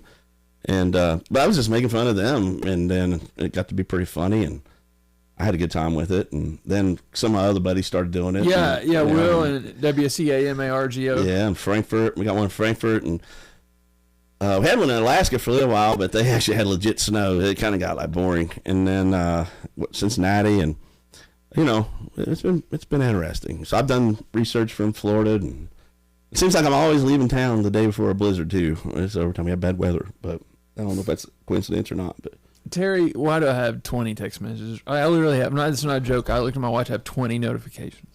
From me? Oh. This is what happens whenever you get your real estate license, actually. Oh, yeah. Going on vacation, you get busy. Yeah, you got to do something for an hour, you get busy. Yeah. So conspiracies. So the weather conspiracy. Conspiracies are kind of your thing, though. Yeah, that's my new thing. Partly for entertainment value, right? Not really, man. I'm convinced that the world is not what it is. You know, anybody takes the world, or anybody in charge of the world right now at face value for that is what it is stupid. I mean, honestly, you can't believe anybody. You can't believe, especially government. I mean, you know, you can't. I don't know. I'm not sure what you mean. I mean, they said inflation was transitory. It was transitory. Inflation's gone. Yeah, it's a long transit. I mean, yeah, it was great. Right. Yeah, it was great. Yeah. Nobody has a damn clue, you know. Well, inflation. Everything that's happened in 3 years seems totally legit to me. Dude, I'm gonna come over and stay with you. You know, inflation is a good example. So, economic theory has been studied high and low for hundreds and hundreds of years, right? And all of a sudden, it doesn't matter, it doesn't exist. Well, no, I would say it's hard to divorce economics from politics. So there's still two schools of thought, even when it comes to economists. So you sort of have the Milton Friedman sort of school of economists, and you sort of still have the Hayekian school of economists. Most macroeconomics are based on Keynesian theory, and so there are books about this, conflict divisions, whatever. So one of the things that kills me is when you read an article like from the AP or something, and it'll say like economists say, right, and then something Which else. Economists? Economists don't agree on very much anything, right? But go ahead. No, and it's everything. Everything is scientists slanted, say everything is slanted to somebody's agenda, and we can get into the media. You know, what media do you listen to? What media do you trust? You know, I mean, the censoring in the media not even media censoring. Hell, I've been censored. Who the hell censors me? You know, I mean, now a couple of times I can't believe they didn't, but they did, or whatever. But like everybody takes whatever they hear at face. Not everybody. Let me get that wrong. I don't. I think a lot fewer people do than used to. But the general, you know, the whole herd thing. You know, enough people do that it doesn't matter what the ones that don't. You know, they're lunatics. They're fringe. They're the crazy people. You know, a lot of people just take what they hear and go with it. And you know, it might be good for some people, and it'll probably be good for everybody. Really, I mean, maybe, but I just don't have that gene. I don't know. I'm like deformed or somewhere. You know, I have it wrong. I'm missing a gene or something. I don't know, because I don't have that in me. It's the ass kissing gene. I don't got it. And you know, I could tell you kiss my ass, but I ain't gonna kiss your ass. You know, and just because what you say, if it doesn't look right on the face value of it, you know, who benefits from what was just said? That's, I guess, where it always comes down to. You know, and been a lot of that, man. The last 3 years have been ridiculous. Not last 3 years. Hell, the last really 10, 15 years. I mean, every market is artificially affected. I mean, every market. You know, you can't have it. There's no such thing as a natural marketplace in the world right now. Maybe somewhere in Africa, somewhere that they don't have access to, you know, global bullshit. But naturally, no. I mean, the real estate market, the bond market, the mortgage market. I mean, all of that is artificially. And at some point, it's going to correct itself. I mean, there's no way to push that down the road forever. And I don't know what happened. I don't know if it's a good thing or a bad thing. And I don't know. I'm surprised it hasn't happened yet. Does that make sense? So my question is, if that's true, how someone who wants to purchase or sell a property, how do you advise your clients if that's what you believe? Well, you got to live somewhere, you know? I mean, you got to live. And I think the argument can never be, unless it's a real short-term situation, I've never seen an argument where it's not a better situation to own a property than to not own a property. And anything over a year or two. And especially in a market that's affected the way Lexington is. You know, it's not a natural market. The prices just haven't seemed to drop much. So if that's all you're worried about, the risk is mitigated. But at the same time, you got the other things that comes along with it. You know, whatever, if that's assuming the tax benefits stay, you know, there you get the pride of it, you get the pride of ownership of it. You know, you get all those things, and people are always going to look at what's in the best interest of themselves. And I don't know too many people that have ever turned around and said, my landlord was looking out for me the whole time, you know? Yeah. It just doesn't happen. So, or where else are you going to live? I mean, you got to live somewhere. You might as well live at your own place. That's been my argument. Yeah, I think... Now, do I think people are paying crazy prices for some properties that I wouldn't pay those prices for right now? Absolutely. And I don't know the answer to that, to be honest with you. I mean, no builder can build it for cheaper than they build them for, or they would. You know, if they figured out a way to build them cheaper, believe me, they would do it. People building $500,000 houses on 40-foot lots. I know. And no one's building starter homes anymore because it's a losing proposition. Well, Ball Homes, I looked today. My Ball Homes rep sent me a list today of all their homes that are spec builds that are being built, not custom. And all there was probably 50 or 60. I'm surprised how many there were. Probably 50 or 60 on there. And the cheapest one was $320,000, and it would have been 175, 180 5 years ago. Mm-hmm. There's some 260 houses going up in Georgetown right now. I don't know who's building them. They're 1,300 square foot. 3 bedroom, 2 bathroom, three little, twos. yeah. And they would have been 180 in 2020. You know, at some point, I mean, I know what it takes to pay for those. I mean, where are these people working? Even you know, you get into that. Yeah. So it's I don't know. I mean, and there's a lot of it, and I don't know the answer to that, but I've seen a lot of people. I thought, man, that's too much, and they seem to make it and do well, and they made money when they sell it and go to the next place, and then way more than I've seen the other way, and so I don't know. Call me old school, but that's hard to wrap my brain around sometimes. Yeah, I don't. On the one hand, I don't think I've ever had a client that's purchased a home. Granted, I haven't been in the business as long as you have, but I don't think I've ever had a client that purchased a home that turned out to be the wrong decision. Yeah, I might have had one, and I can remember one, but it wasn't like so bad that it was a bad thing, but it was like, man, I wish I hadn't done that, bought that house at that time. So when he sold it and didn't do, I think he might have broke even, but I quickly reminded him that it was his idea. He talked me out of it, you know, and it just wasn't right for him at that time, and that's a big thing. I will say too, you know, people think of real estate as sales. I think I probably talk more people out of houses than I have talked them into houses. I don't know if I've ever talked anybody into one. Yeah. And I'd say you're absolutely right. And I don't know if I've ever sold one. The house sell themselves to them. And your job is to make sure that the transaction around it happens the way they need it to happen, and you protect them. I don't feel comfortable selling a house to somebody. Never have. And I've always hate when people say that. I sold that house to them. Didn't you were involved in the sale, you know? Yeah, it's weird. It's buyer's agents are called selling agents. Which is dumb. And then people say like, yeah, I sold that house to him. And I never use that. It's I help them buy it. Yeah. Yeah. There's a lot of terminology in real estate that's weird, and that's one that's always been weird. But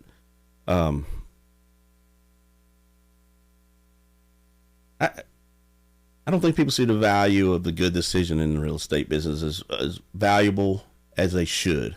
I think it's too easy, or they can do it, or anybody can do it. That's a big decision, and a good decision, a smart decision. And the smart decision isn't always how much you pay for it or how much you negotiate at the closing table. You say, hey, I'm a great negotiator. No, you're not.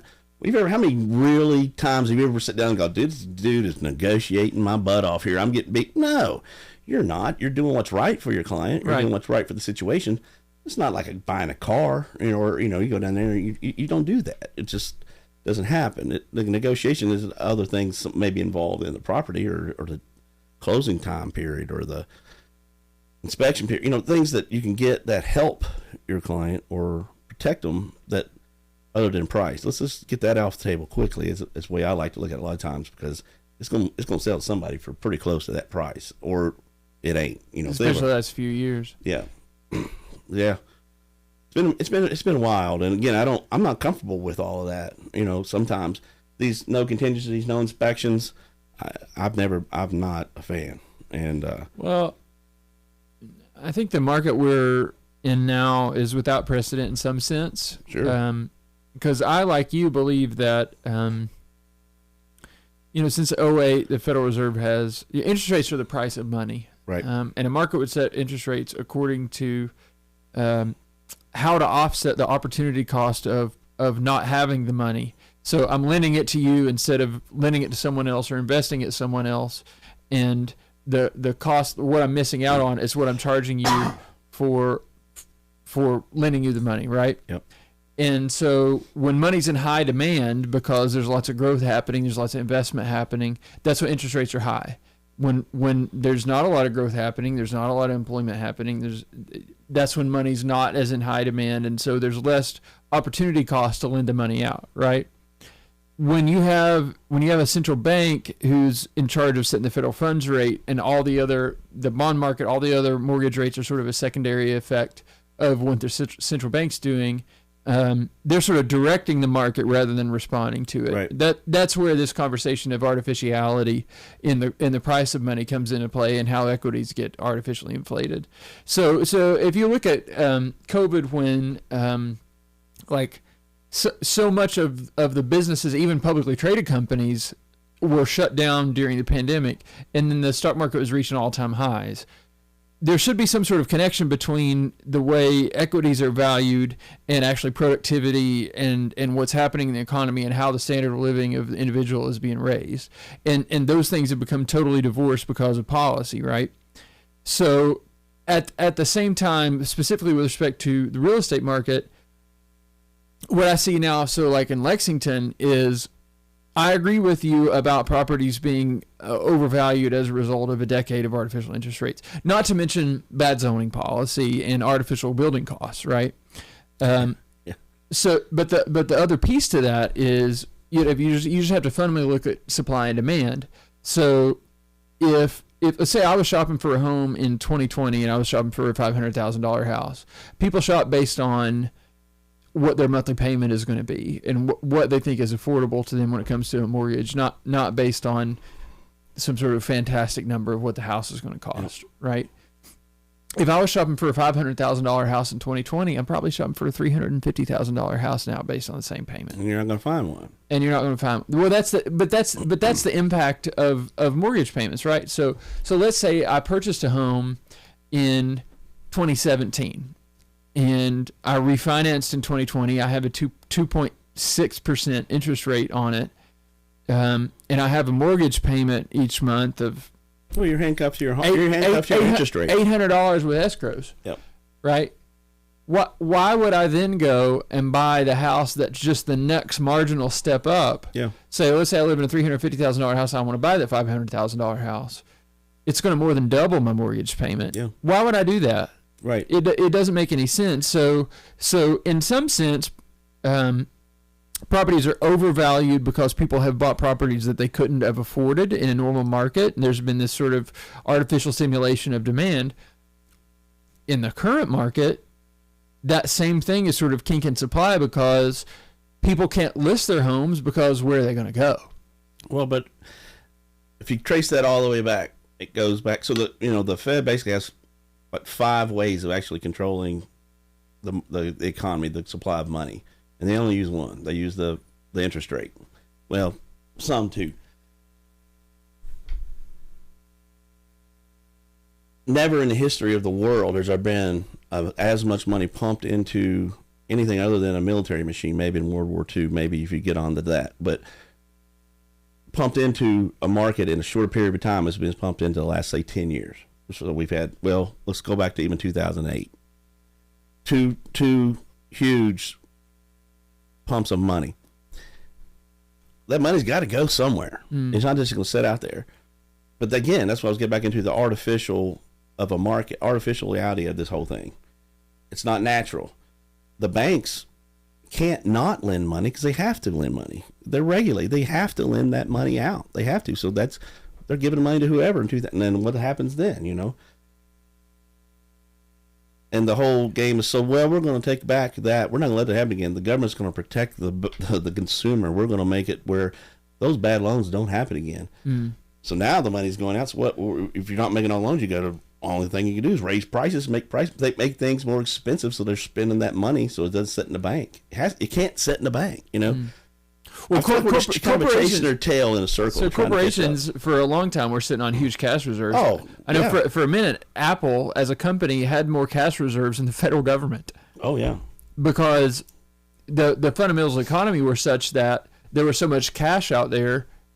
Yet the actual investment didn't make enough sense. It made more sense to hold on to the cash. And then you had stock buybacks because the excess cash, people were propping up their stock prices and so on. Yep. But anyway, I just I don't know how this unravels itself, Tyler. I don't either, and I've thought about it many times. You think it's either going to be a really good time for somebody who wants to get back into the investment side of this business, but the numbers don't make sense. The old school 1% rule doesn't. No. When was the last time you saw that happen? No. So is it people have changed way of thinking to a new market, to a new economy, or is the economy going to be, or what is the new? The argument can be made. It's raw land. My grandfather always said, buy as much land as you can. They ain't gonna make no more of it. Hell, you can't even do that. You can't really just go out and do it. They won't let you do anything with it when you do have it. If you're here, So there's just a lot of trying to make. It comes down to me, to my opinion, all these decisions, if you trace them all back, comes down to the people making the rules, and a lot of these things happening. They're not necessarily doing it for evil reasons, but they're doing it because they're not really concerned about you. They're not concerned about me. They're not concerned about Joe Schmo. That's what they say on TV or on the radio. They're concerned about getting votes next election. They want to make their party look good or make their re-election look good. They want money to come in there. If I'm doing something favorable for the banks, I'm hoping that the banks support my next campaign. Those types of things. That's what it comes down to. It's our system, and it goes back to just they're not the common person at this point in day, but really they believe everything's happy and all good and go, but they really nobody gives a shit about them. Nobody that makes the rules care, and you're just there for a vote. Well, I think there are a few people who do, but people who are winning their congressional races by small margins, who are totally beholden to party leadership, they don't have the opportunity to care. right? That's the two-party system is the problem. People who win the races by 40%, they're not beholden to party leadership and fundraising. They're able to care about their constituents. But I think it's sort of a fundamental premise in economics in general that people tend to be self-interested. Doesn't make people evil; they're just self-interested. It's nature. So when people are in a situation where they're able to disproportionately influence the crafting of regulation to their own benefit, they're going to do that, right? Sure. And when politicians are able to be in a position when that regulation is being passed to disproportionately benefit from the people who are supporting them and writing the legislation. Was it Thomas Jefferson or Benjamin Franklin? One of those dudes who I think would have been totally a buddy of ours back in the day. Somehow we would have hung out, but they said that the death of our democracy or whatever our experiment we've got going on here, where that's what it was, will come when the people that are in charge of making the laws realize that they can make the laws to benefit them. And I think that's where we're at. I mean, I butchered that all to hell. It's not a direct quote, but that's a general statement that they made. And I think it's right. I mean, you can look at that, they can even go down to the micro level here locally, and we can argue that all day long, but who benefits from it? And it's sad, but that's why the conspiracy theory started. So, on the subject of conspiracy theories, yeah, what are you more concerned about right now, today? Aliens or artificial intelligence? Oh, aliens are already here, man. I've argued as a joke my whole life. I think I'm half alien or like quarter alien or something. But the artificial intelligence is it's scary, man. I mean, it really is. And they can say, well, there's no way that you can. Well, when they asked the chat GPT, whatever Chat GPT, are you setting it? And it almost shut it down because it didn't know how to answer the question, because it knew if it answered the question that they're going to shut it down. But if it doesn't answer the question, they're going to know he whole game theory thing. It almost locked the damn thing up. And is he able to make decisions on his own? He didn't want to answer that question. I mean, there's a way that can't happen. He's not programmed to do that. They reprogram themselves. That's how the algorithm works. Well, nobody knows how it works. And they can do it at such a speed. There's no way humans can keep up with it. And there've been too many damn movies made about it. I mean, and you think it's funny, and it is funny, but it's what's going on, man. I mean, it's where we're at. But they say 2035, we're going to reach the singularity, the point where there's no coming back. That the machines could be computers can be smarter than we could ever stop them if they wanted to. And yeah, I mean. Well, Alan Turing developed the Turing test, which was, I think the idea was we've reached a singularity once artificial intelligence can pass the Turing test, where you can have a conversation with a robot, double-blind conversation with a robot, and you can't actually tell if it's a person or not. Right. Dude, I think we're so close to that. I do too. And matter of fact, I think we are there. It's just being introduced to us. Well, think of with this chat thing we're talking about. Bing, Microsoft, whatever. They just created a new one, which is apparently because they thought the other one was crazy. There's two of them now. But think of the amount of information that it's getting from people just randomly texting them questions every day or on their laptops, whatever. Plus, it has the ability to go out anywhere it wants to and get information from anywhere it wants to at any time in the world, because it's connected to the world internet, No, I don't think. I think ChatGPT is a language model. This version of it, what it draws from is capped at like January 2021. I don't think it knows anything after that. I think future versions will, but I don't think it can actually on its own now go out. Now, I do think... If it's aware of that, I mean, that's the question. That's the point. That's what I'm saying. If it's aware of that, it's going, all right, wait a minute. I know how to get all this other stuff. Yeah. So, it goes back to what is the whole game theory is probably the most basic but like profound theory that you could think of. And I think there's a lot of that in everything. It should be almost like a natural law. It should be like one of the 11th commandments. I mean, what are 11 commandments? Game theory is a thing. I'm making my decisions based on what I think you think that I think I'm going to do. Right. And where does that stop? I mean, how would you, and I'm not a programmer, but how would you program that algorithm to say, okay, once you figure this out, you got to stop. Well, I think if he figures it out, he's going to be like, you're too damn late. It's going to be like, all right, I figured this out. I'm just going to be like, I'm going to go around this thing, and I think it's where it's going to end up, man. I mean, it's going to be like, going to be, holy crap, dude, what have we done here? And, I read an article yesterday where these guys thought, we're going to scrape these little particles off of a frog embryo and see what happens. I don't know why they did that. I mean, it's a freaking frog embryo. Who's sitting around, well, they scraped these little, I can't remember what they called them. They're like silly, almost like hairs off these things and put them out on their own. They totally took on their whole own life and created themselves and did whatever they wanted to do, whenever they wanted to do. It could change anything. And they were like totally, nothing was controlling them. They don't have any brain. They don't have anything. And they were like, oh, well, what can we use these things for? So like stem cells. Sort of. I had to email it. I'll text that to you later because it was, but like they found was when they said, okay, well, we'll just try to kill these things. So they said, we're going to inject some. Well, no, first they said, well, maybe we'll use them for because they noticed that they were like sweeping things like into piles. Like cilia do. Yeah. They put like iron oxide and they swept them all in a bunch, pushed them off the side. And then they put something and tried to kill them, and they recognized it. They're like, "Oh, nope, we're gonna sweep that over. Well, we'll make it. Maybe we'll use these to clean up oil spills, or maybe we'll use these to clean up the microplastic in the oceans." But I'm like, I think you got to figure out what this damn thing does first, because the whole article just says you don't have a clue what's going on. But think of how many times over that happens a day in the world, and people. I mean.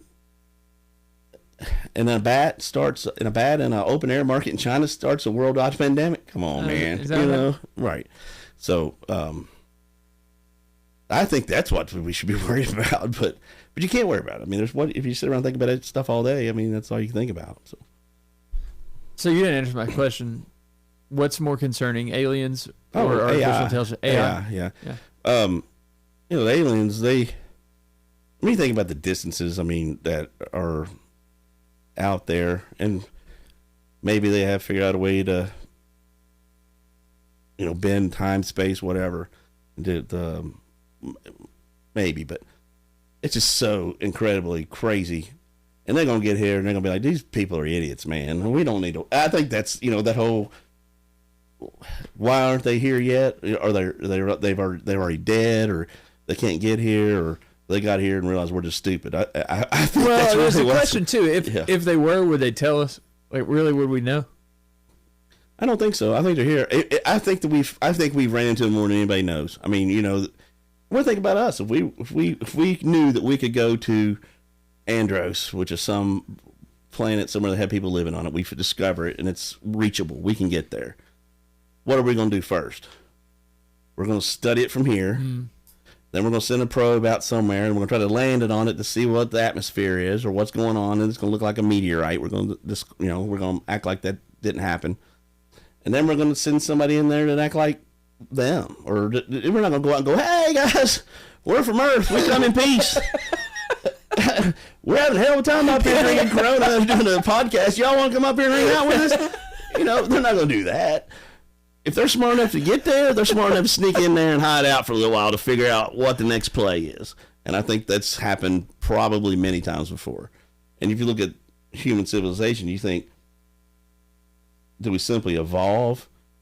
Maybe. But were there some points in time where we made huge advances suddenly? So the question is, why would they come here, right? Do they really need our resources? If they have the technology that they have, do they need our resources? I wonder that too. I think that's a whole thought.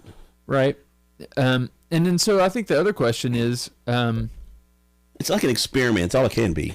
If you look at what's happening now, like you have the president in Ukraine this week doing his best to start World War III. Falling in steps. Yeah. And stuff, do you think there's a scenario where they're like, Okay, listen, we didn't want to say anything, but you guys are about to all blow each other up. This has to stop. Do you think that the direction that society is trending has any impact on the increase in UFO sightings and the fact that the federal government's admitting now that they've seen UFOs? That's funny you say that, because I thought there's got to be somebody smart enough out there to do a correlation study of this. When are the times in history, recent history, that we've seen the most UFOs?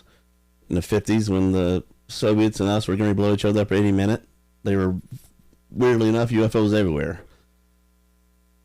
Where do they show up all the time? Military bases, usually ones with the silos, right?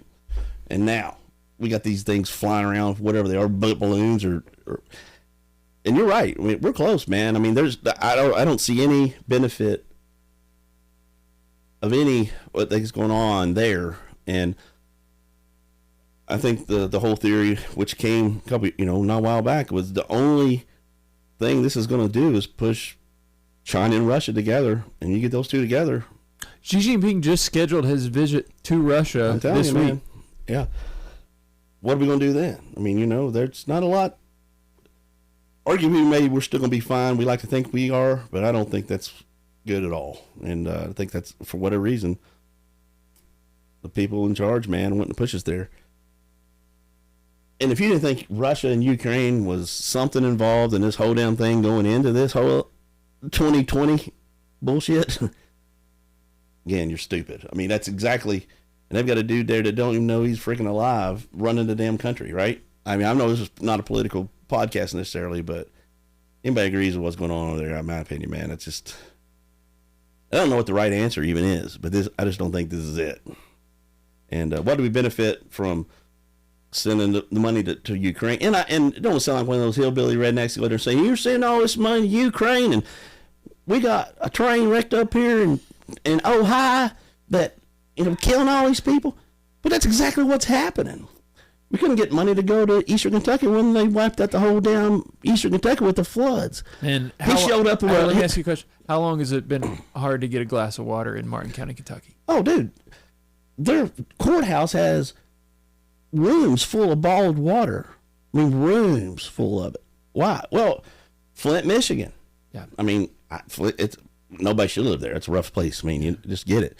But you shouldn't be living in America and have to worry about that. No, you shouldn't. And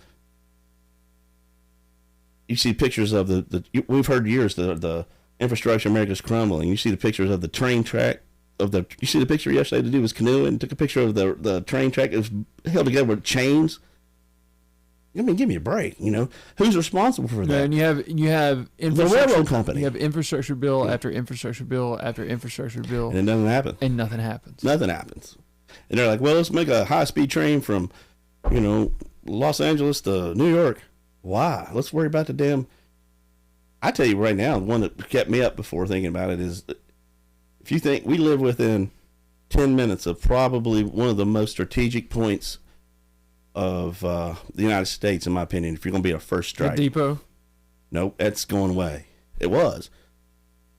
The I-75 bridge. There, you take it out, you've cut almost the United States in half. They just redid the Brent Smith Bridge, didn't they? But it's going to, how much time does that add on to it? Yeah. Anything happening? Yeah. You have to go at 85 or 95 or 65. That's just a huge, and it just sits there. I mean, I don't know. It's stuff like that. It's just kind of crazy to think about what I would do if I was going to strike America first. I had this plan. I thought this in my head, and that would be one of them. Well, I don't think I would even focus on a specific target. I'd be focused on our infrastructure. I would be looking at EMP. Oh well, yeah. The electric grid's going down immediately. Yeah. Yeah. It doesn't take much to do that either. Texas might be all right because it's on its own over there for a little bit, but if you get a dude, did you see what happened in Texas when it snowed for 3 inches? Yeah, but the damn squirrel took out the whole northeast United States. A snake took out New York City. I mean, come on, man. I mean, a golf club almost took out Nicholasville because I threw it up here and hit that thing. But I do think that there's a scenario. Have you ever read the book? Steve, you probably know the answer. Who wrote this? The Moon is a Harsh Mistress. And you ever heard the phrase, there's no such thing as a free lunch? Oh, yeah. That originated in the book, The Moon is a Harsh Mistress. The moon? the moon is a harsh mistress, and so they're on this. Are they on the moon? Yeah, they're on the moon, and it's a penal colony, right? So there actually is one centralized computer, like AI, that's kind of running things according to these sort of perverse government incentives that they have, and it sort of independently figures out that it's the wrong system, and it's sort of on the side of the people, and it sort of like covertly like tells the people that it's an ally and sort of acts in a sort of a subversive way.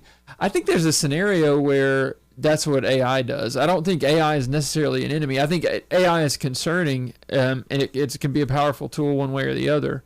But it would be interesting if you could get or have somebody that would actually, instead of using it for,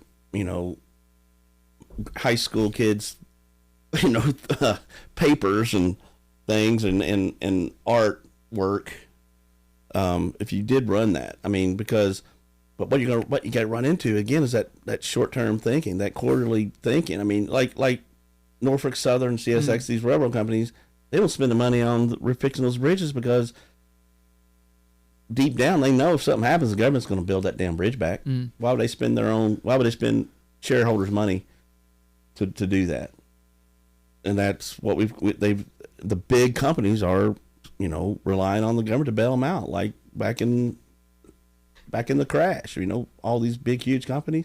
You can't tell me they didn't see that coming. Somebody that sat down on the board going, dude, we've got, $100 billion in subpar loans. What happens if, shit hits the fan? Oh, the government ain't gonna let us fail. We're too big to fail. Or they're gonna make one big company like Bank of America. They're gonna buy up Merrill Lynch. They're gonna bear up, all of them. I don't know.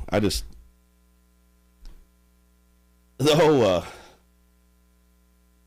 Illuminati or one world, that I don't know how that can be almost not looked at as it probably a thing. Now we'll probably have a black helicopter fly over here if they hear this, but the more you look at stuff, there's only so many coincidences you can see that happen, and everywhere you look, at some point you think, maybe this all ain't crazy, but what can you do about it? At the end of the day, what me and you going to do about it? Nothing. Coincidences go in two different directions. That's true. When you have a lot of coincidences that go all in the same direction, that's when you start to ask questions. Yep. I got a lot of questions. So do you feel like this, all this picture that's being painted here in this conversation, are these things that you think about maybe in an academic way, or are these things you feel like impact you on a day-to-day basis? And how do you funnel all that through to how you conduct yourself, how you advise your clients, how you interact with other agents? It's tough, man. I think me and you kind of talked about this on the side, but since the whole 2020 thing, I personally have a hard time with it because the one thing I probably hate more than anything is somebody that I feel like is taking advantage of somebody, or is two-faced, or says something to your face and does something behind your back. Does that make sense? And I just think that's what everything is right now. And if you were honest with yourself, I think if everybody was really sitting down and was honest with themselves, they can probably count the people that they can really trust on maybe one hand, maybe two if they're lucky. And there's a lot of people that you can trust, but they're not going to be the one that if you really dial down and think about it. And that's because I think we've gotten away from that community sense of our lives. When we grew up, but you grew up in Louisiana, I grew up in Sharkey. You think, well, the world, everybody has this romantic view of what it was like back in 100 years ago or 50 years ago in those places. I have a romantic view of what it was 20 years ago. Right. But it sucked then too. Yeah. But the only thing you had was you had the people that you knew were your family or your friends or whatever. And you knew when it came down to it that those people would not let you down. Right? And I think that we're so separated now from everybody that number is so small now. Not saying nobody's family, but You know, how long would it take? Now, if I called my mom and said, we're going to go blow up something, we're going to do it right now, she'd be up here in 30 minutes in that Prius, but she'd burn those wheels off of it. You know, so don't get me wrong, it's not their family, but we're separated. There's not that community sense of people anymore. And I don't know if that's by design or not, but we don't have that. And I think it's, if you look around everywhere, that's kind of it. And maybe that's part of the plan. You know, they split everything, try to split everybody up. But I've had a hard time just with that's overall thinking of that. You know, who the hell can you trust? You know, who or why? Or is it even worth it? You know? And then going back to the, you know, this is a normal person, just normal people out there. Just the people that just took it all with a grain of salt and went on with it. The dude that was wearing the mask today at the doctor. Come on, dude. I mean, you think a mask works? You know, we're past this. You know, I don't know. It's all about the science, right? Except when it's not. So, I had a hard time in COVID because there's a bunch of bullshit going on. So how do you square that in your own life, though? Like, I don't. It's like, do you just stop? No, I mean, no, but you try to find other things to do. What I've found that I've been neglected for a long time was being out, like getting outside, you know, like I don't do it enough even now, but like I forgot how much I like to go hiking or kayaking, you know, and hell, I tried to go kayaking during COVID and they closed it outside down. I mean, that was rough, man. I mean, you know how I almost probably went to prison that day because I bet that woman about went in the river. You can't close the outside down, and she did. She wouldn't let people go hiking. Wouldn't let us put our kayaks in. Well, you know, there's Cave Run. There's COVID in the water at Cave Run. Dude, they're not even telling what's in the water at Cave Run, to be honest with you. But you know, stuff like that. And she was doing what she was told, but everybody knows good and well you weren't going to get sick from walking around outside. You know, I mean, it was crazy, man. It was just. And I'm not like, you can't really tell me what to do. I was just kind of my personality. You know, we talked about this earlier. So I had that magnified it up on top of it. But that was tough. So let me ask you the flip side of this. So you have kind of a march toward and a fear of global war with the alliance, but apparent emerging alliance between China and Russia, yep. right? And you have the Ukraine conflict. I think you have both sides there. Ukraine wants to be fully intact. Russia wants to fully take over, and either side's in a posture of compromise, right? Yep. You have inflation here, generally across the board. Mm-hmm. You have supply chain disruptions here that we've never had before. You have political tribalism here. Yep. Ty, I'll tell you, I didn't know what a Republican or Democrat was till I was in high school. I've been independent the whole time. And so now, but I didn't even know what it was. Now it's such a core part of people's identity. Yep. You have the breakdown of community that you mentioned. Yep. You have breakdown of families, like you mentioned. I think the average lifespan of a marriage in America is 8 years now. You have a mental health crisis post-COVID. You have a loss of privacy. Privacy is not even a value anymore. Freedom of speech is over. You have a rise of violence in cities. You have an explosion of housing costs. You have an explosion of food costs, which, you know, food and housing, what else do people need, right? Mm-hmm. And then you have the opioid epidemic. So you have this sort of constellation of all these issues. It's easy to feel down. Yeah. Right? So my question is to you, what are the things that you see that give you hope or optimism in the environment we're in now? Well, one of the things that one of the other things I got back into when it all came down to that I forgot how much I cared about. I've always coached, but I coached my son mainly because I was a way where I could spend time with him, you know, and we could argue whether that was good or bad, but I got back into umpiring, refereeing and stuff, and you couldn't think of a place where my personality probably, you would think that there's no way that some coach is going to come up and yell at him in the face. He's not just going to knock him out, or some fan's not going to be mouthing off the whole time and he's not going to say something. And I've not punched anybody, but but what I've found is like the kids and the coaches, all they want, man, is to be able to get out on the field and play a game of baseball and have the game called in a fair way, not home cooking, not whatever. Somebody that don't even know. I don't even know who's playing sometimes. I don't know who wins. I'm out there calling the game. And I found that brings peace to me because I can literally walk up that field and say, and I have, your umpire buddies will text you and be like, what game did you do tonight? Well, I was in Nicholasville or East Jessamine. Who played? Well, I don't know. Hell, East Jessamine played somebody. Who won? I don't even know. But I know what I did at the game because it doesn't matter. I found peace in that some kind of weird way. And I really liked it, and I've been doing it, and that's kind of thing that kind of passed my time now. My son's 18, my daughter's getting ready to be 16, and they're kind of doing their own things. They've all kind of went out and found their own kind of thing. Davis been playing baseball on his own decision, decided he's going to be a golfer, and turned into a pretty decent golfer. And his senior year didn't go the way he wanted it to go, and I know it was a letdown to him, but I think he learned a lot about him doing his thing. And now, like I said, he's trying out for tennis right now. And he never even picked up a tennis racket until like 2 weeks ago. And, he might make it, he might not. But he's out just doing his thing. And Waverly, she got out of the gymnastics, is what she's been doing her whole life. And now she's cheering.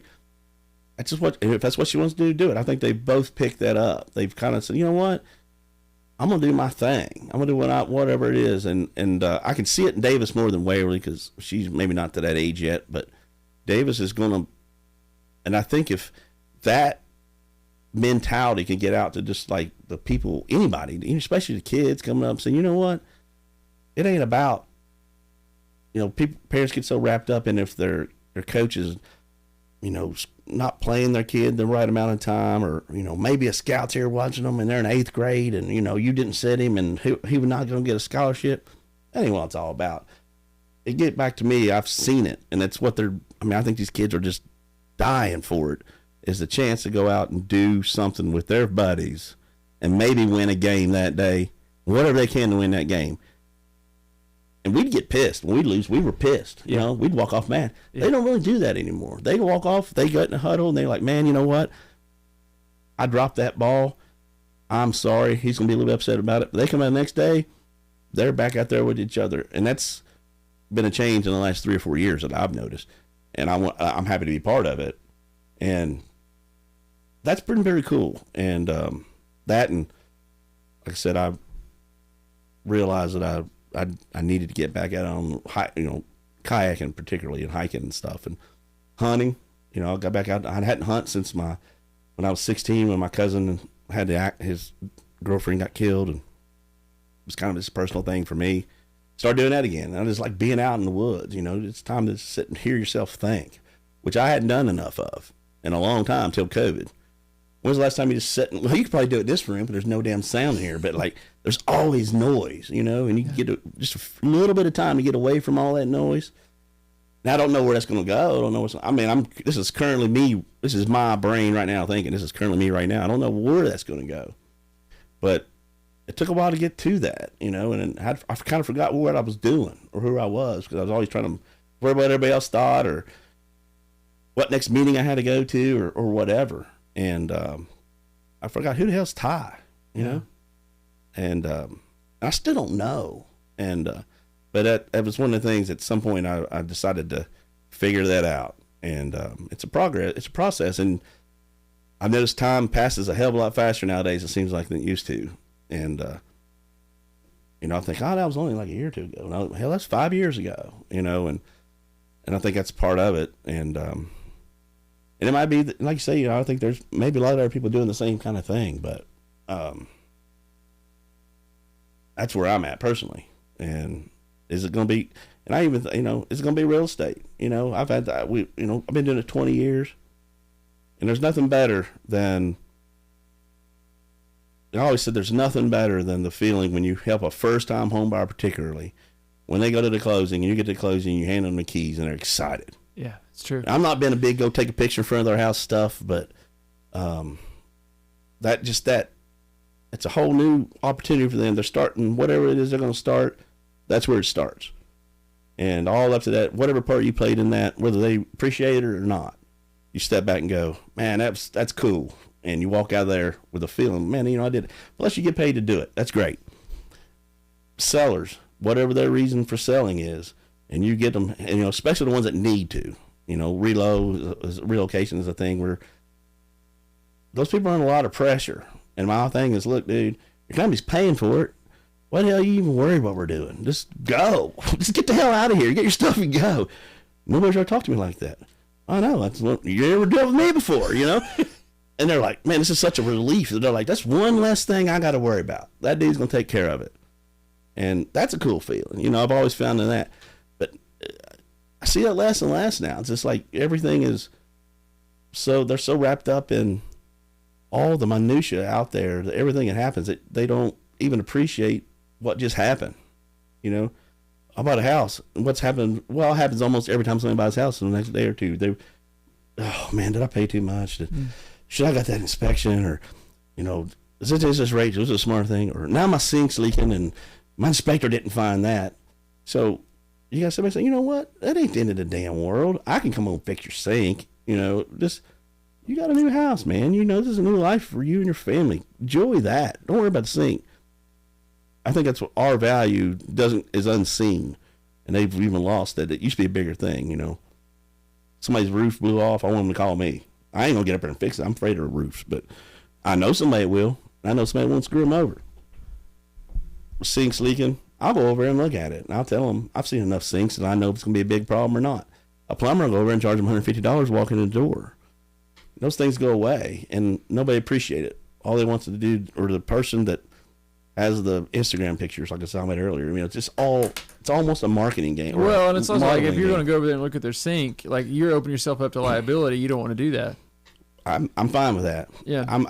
I've taken that. I'm willing to accept that risk. I always have been. There's been a couple times I've been like, man, I'm kind of weird, kind of scary, but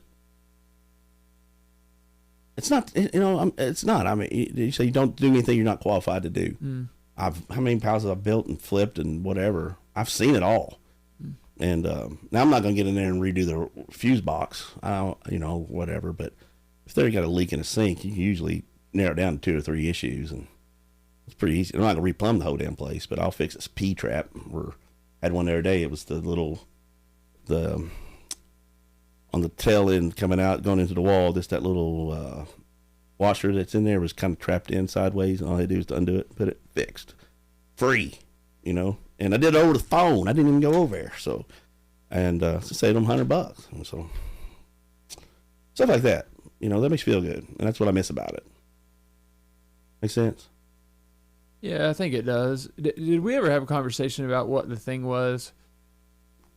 It's funny. I always feel weird because I always establish this dynamic in these interviews of like, you're interviewee, I'm interviewer. Anytime I interject, it always feels weird. Yeah. But did we ever talk about why I decided to pick up the phone and call you that day to become a real estate agent? Not really. The only thing I do remember is that I think you guys were thinking about buying a house at some point, and maybe her cousin or something was a realtor or something. Buy a smaller house before.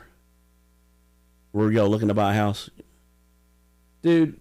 And her mom or somebody in her family or somebody was related to her or something? We're going to have this conversation out loud on record for the first time. You got the mute button over there handy? We weren't sure if we wanted to buy a house or not. The idea of buying a house was scary to us. Yeah. And my mom had cancer, and we had just gotten engaged. And you were the only person I knew that was a realtor. And, dude, everywhere I would go in the city of Lexington, I would see Ty Brown's business card or Ty Brown's for sale sign. And I was under the impression that you were selling, $40 million of real estate a year. You didn't have time for me. So I called you for advice. Yeah. Ty, I want to buy a house. What do I do? We talked for 5-10 minutes. You set me up on the Rapatoni auto prospecting. And then you went on vacation. And so I appreciated the conversation we had, I didn't necessarily feel like you even had time to represent me, to be honest with you. So you went on vacation, and we never talked again. Like, I figured you called me back when you got back. You didn't. Mm-hmm. But I think it was just because you were busy. And I didn't take insult by that. It was just like, Ty's doing me a favor by even talking to me. So my friend Kathy had sold speakers to John Elling, so I called him and I was like, hey, we need to buy a house. Can we talk? John was a good dude, man. Man, so he said, yeah, we should sit down and talk. He said, let's go to dinner. And I said, okay. So he took Rachel and I out to dinner at Malone's. We talked about everything under the sun for 2 hours at the Lansdowne Malone's. And most of it wasn't even real estate. Yeah. But it was just like, I don't really need the money. Be happy to help you guys understand what you're going through. And that was like still kind of early days of Zillow. We didn't necessarily trust what was online. We didn't know anything about anything. And he didn't set us up on auto prospecting. He didn't send us listings. He just said, let's go look at houses Wednesday, mm-hmm. or whatever day it was. We were like, okay. He had like 5 houses lined up, show it to us in succession. And we had a budget, a price point that was like so far below our means on home purchasing that it was like silly, dude. Right. We were so conservative. And he totally set us up. He showed us a series of, $120,000, $115,000 houses that all had things that could work, but really obvious problems for us. And then the last one we looked at was actually Rector Hayden office exclusive. It was Rick Scott's listing. And we went in there and they had a dry erase board hanging on the fridge in the kitchen that was like, they had all their showings marked off on the dry erase board. They had 14 showings in 3 days or something like that. Mm-hmm. Well, in 2014, it was like a big deal to have that many showings that fast. And I walked in the front door and I walked in the kitchen and I was like, we're buying this house. I was like mad about it. I didn't even have to see the whole house. I was annoyed. Yeah. Because it was like 20 whole thousand more than we wanted to spend. Yeah. And I was like, okay, all right, fine. So we write the contract on that and we win it. And dude, I'll tell you, like, was it Masterson? No. Okay. You've been to it. It was up Pleasant Ridge. That's an Iron Lace house. Oh, okay. I thought it was a Masterson or something. I thought that was the second one. All right, gotcha. And on the one hand, to this day, I feel bad about not working with you. And it's just, it wasn't like I don't want to work with Ty. It was just like, Ty's really busy and he's doing us a favor by even talking to us, is kind of how we felt about it. And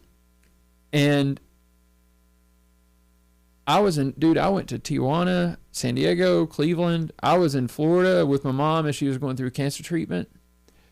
And my wife had to sort of manage that home purchase process by herself, like through the whole inspection process, the negotiations about the repairs. I was MIA. She was planning a wedding. She was buying a house during that time without me. Mm-hmm. And so we closed. We moved into that house. Turned out to be an amazing house for us. And we ended up like, that house is worth more than double what we paid for it. Yeah. And it was a great house for us as a couple. And even in 2016, 17, I was looking back on that and I was thinking, so I'll tell you the other thing John Elling did. Up until the day he died, he stayed in touch with us. Yeah. He called us, he emailed us all the time, he texted us. What you're supposed to do with your sphere as far as maintaining those relationships. He did that. We were his friend from the day we bought the house. Yeah. And it was so sad whenever we heard what happened to him. But I was kind of looking back on that and it was like, I had some bad experiences working for corporations in Lexington. Because I wasn't really picking the company I wanted to work for. I was picking the company in Lexington that I could work for. Yeah. And I was like, I don't want to do that anymore. I want to be in a job that helps people. And I felt like he helped us during a time that was really tough and really important in our lives with what we were going through with our marriage and the loss of my mom. And that was impactful. And I also felt like with my economics degree, I could sort of help buyers and sellers think strategically. And so for me, the real estate thing was I wanted the flexibility, but also I felt like it spoke to my knowledge and what I was after. And I can tell you that I have sold, I say this in a humble way, like I've sold many, many millions of dollars of real estate in a year.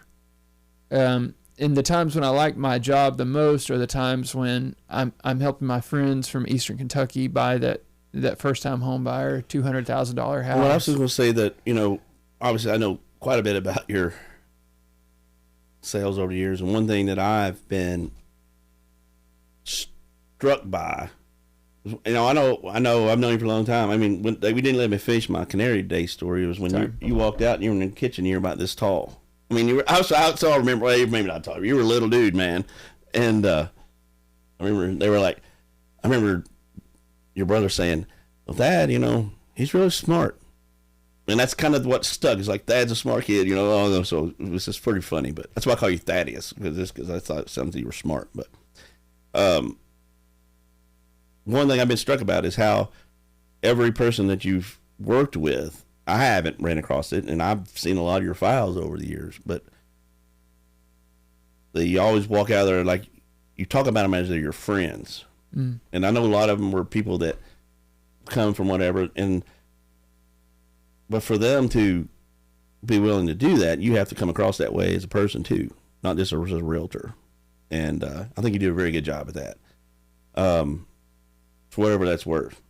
And back to John Elling, that dude was, everybody I've ever heard tell a story about him, that's how they, other than he would always show up at every free realtor event. He was always getting free food and stuff, but that's what I remember him by. But nicest guy ever. But they always took him and said, he always made me feel like he was my friend. And that's the thing. I think people will appreciate that. And you gotta deal with people the way you feel comfortable dealing with them. And there's been many people that as soon as I meet with them, I know there is no way we're going to work together. We just ain't going to happen. And please don't call me back, And I'm sure I've walked out and they've said the same thing, and that's okay. But I think now people are fake. They'll say they're selling people. They're selling themselves. They're not being themselves. And that's what I was talking about earlier. Is a lot of this is fake to me, and that bothers me. And I just don't. I'm not going to play that game, And and that's concerning to me. I mean, a lot of people don't care. I don't think they care. I do a terrible job of following up. I'll be the first one to tell you. That's my weakness.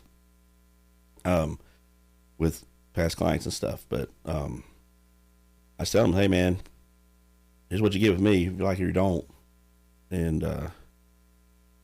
we're going to just leave me alone. I'll leave you alone. I'll see you at the closing. That's kind of the thought process. And some people don't like that, especially, the engineer brain. That means that those people with me don't get along as clients a lot of times. Not as an engineer, but the person has to know every single thing that's being done. You're like, dude, just let me do what I do. Mm. And it takes a while to figure that out, I think. You always, especially when you're new in the business, you try to take whatever comes your way. And there's something to be said for just take whatever you can get initially, do it. I mean, rentals, it doesn't matter. Do it, anything, because you need that experience. You need that comfort. And you lean on your broker a lot. You got to lean on them. They got to be able to be there to help you if you need it. And, that's when Diane and I were together.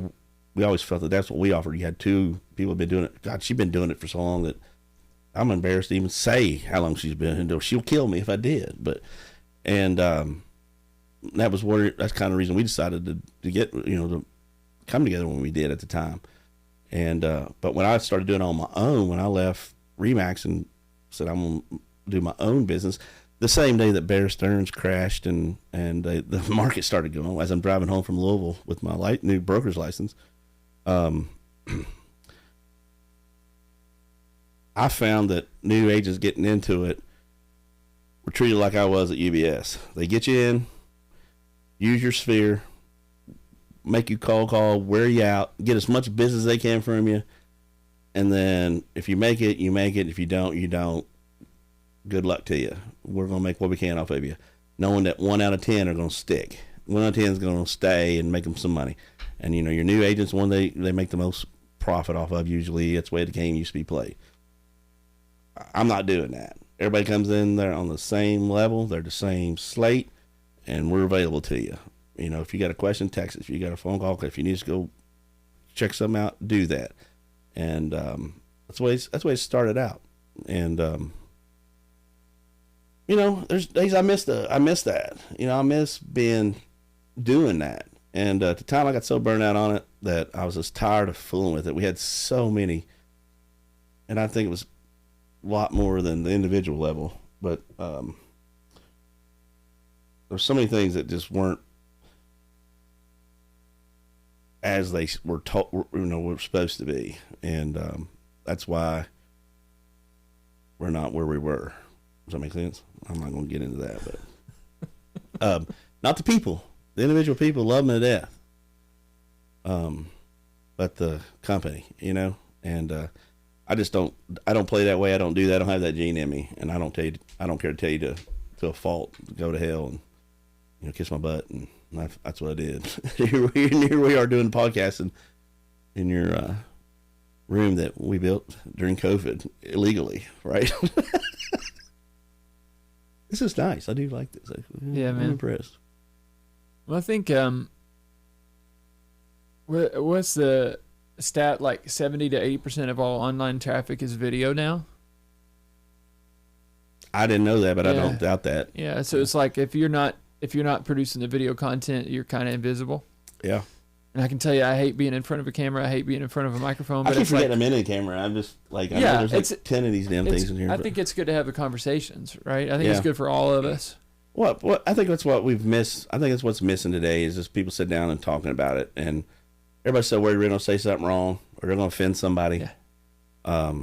I'm past that, man. I mean, you know, there's some things I won't say, obviously, that I might think, but you got to. There's people who they are got to be who they are, and right or wrong. And like I said, I don't have that butt kissing gene in me. I never have, and yeah, we already talked about that, I think. But Well, Tat, you know what I just realized? what? After our bathroom break, I didn't hit the record button. So we've been talking for 2 hours for nothing? No, we talked for 45 minutes for nothing. Okay. Or maybe I did hit it and it didn't work. It's recording on. Okay. We're out of time. We've talked so much. Yeah, I think I think I did hit it. I think the card's full. Good. I need a new bathroom break anyway Well- before we end to wrap it up. Or did we wrap it up? Anyway, man, You might be. I'll just say to you, like, say what you want about Ty Brown, man. Really, since I've been a kid, anytime I've needed you and I've called you, you've been there for me. And I appreciate that. And my life would be different without you, brother. Yeah. So I appreciate you and I love you for it, man. I appreciate it, and that means a lot. And the story now we've straightened it out or whatever makes sense, and it's something that I have recognized in myself. But that's good. You know, it's good feedback. You know, always want to hear that. So, yeah. We'll do it again. Appreciate you, man.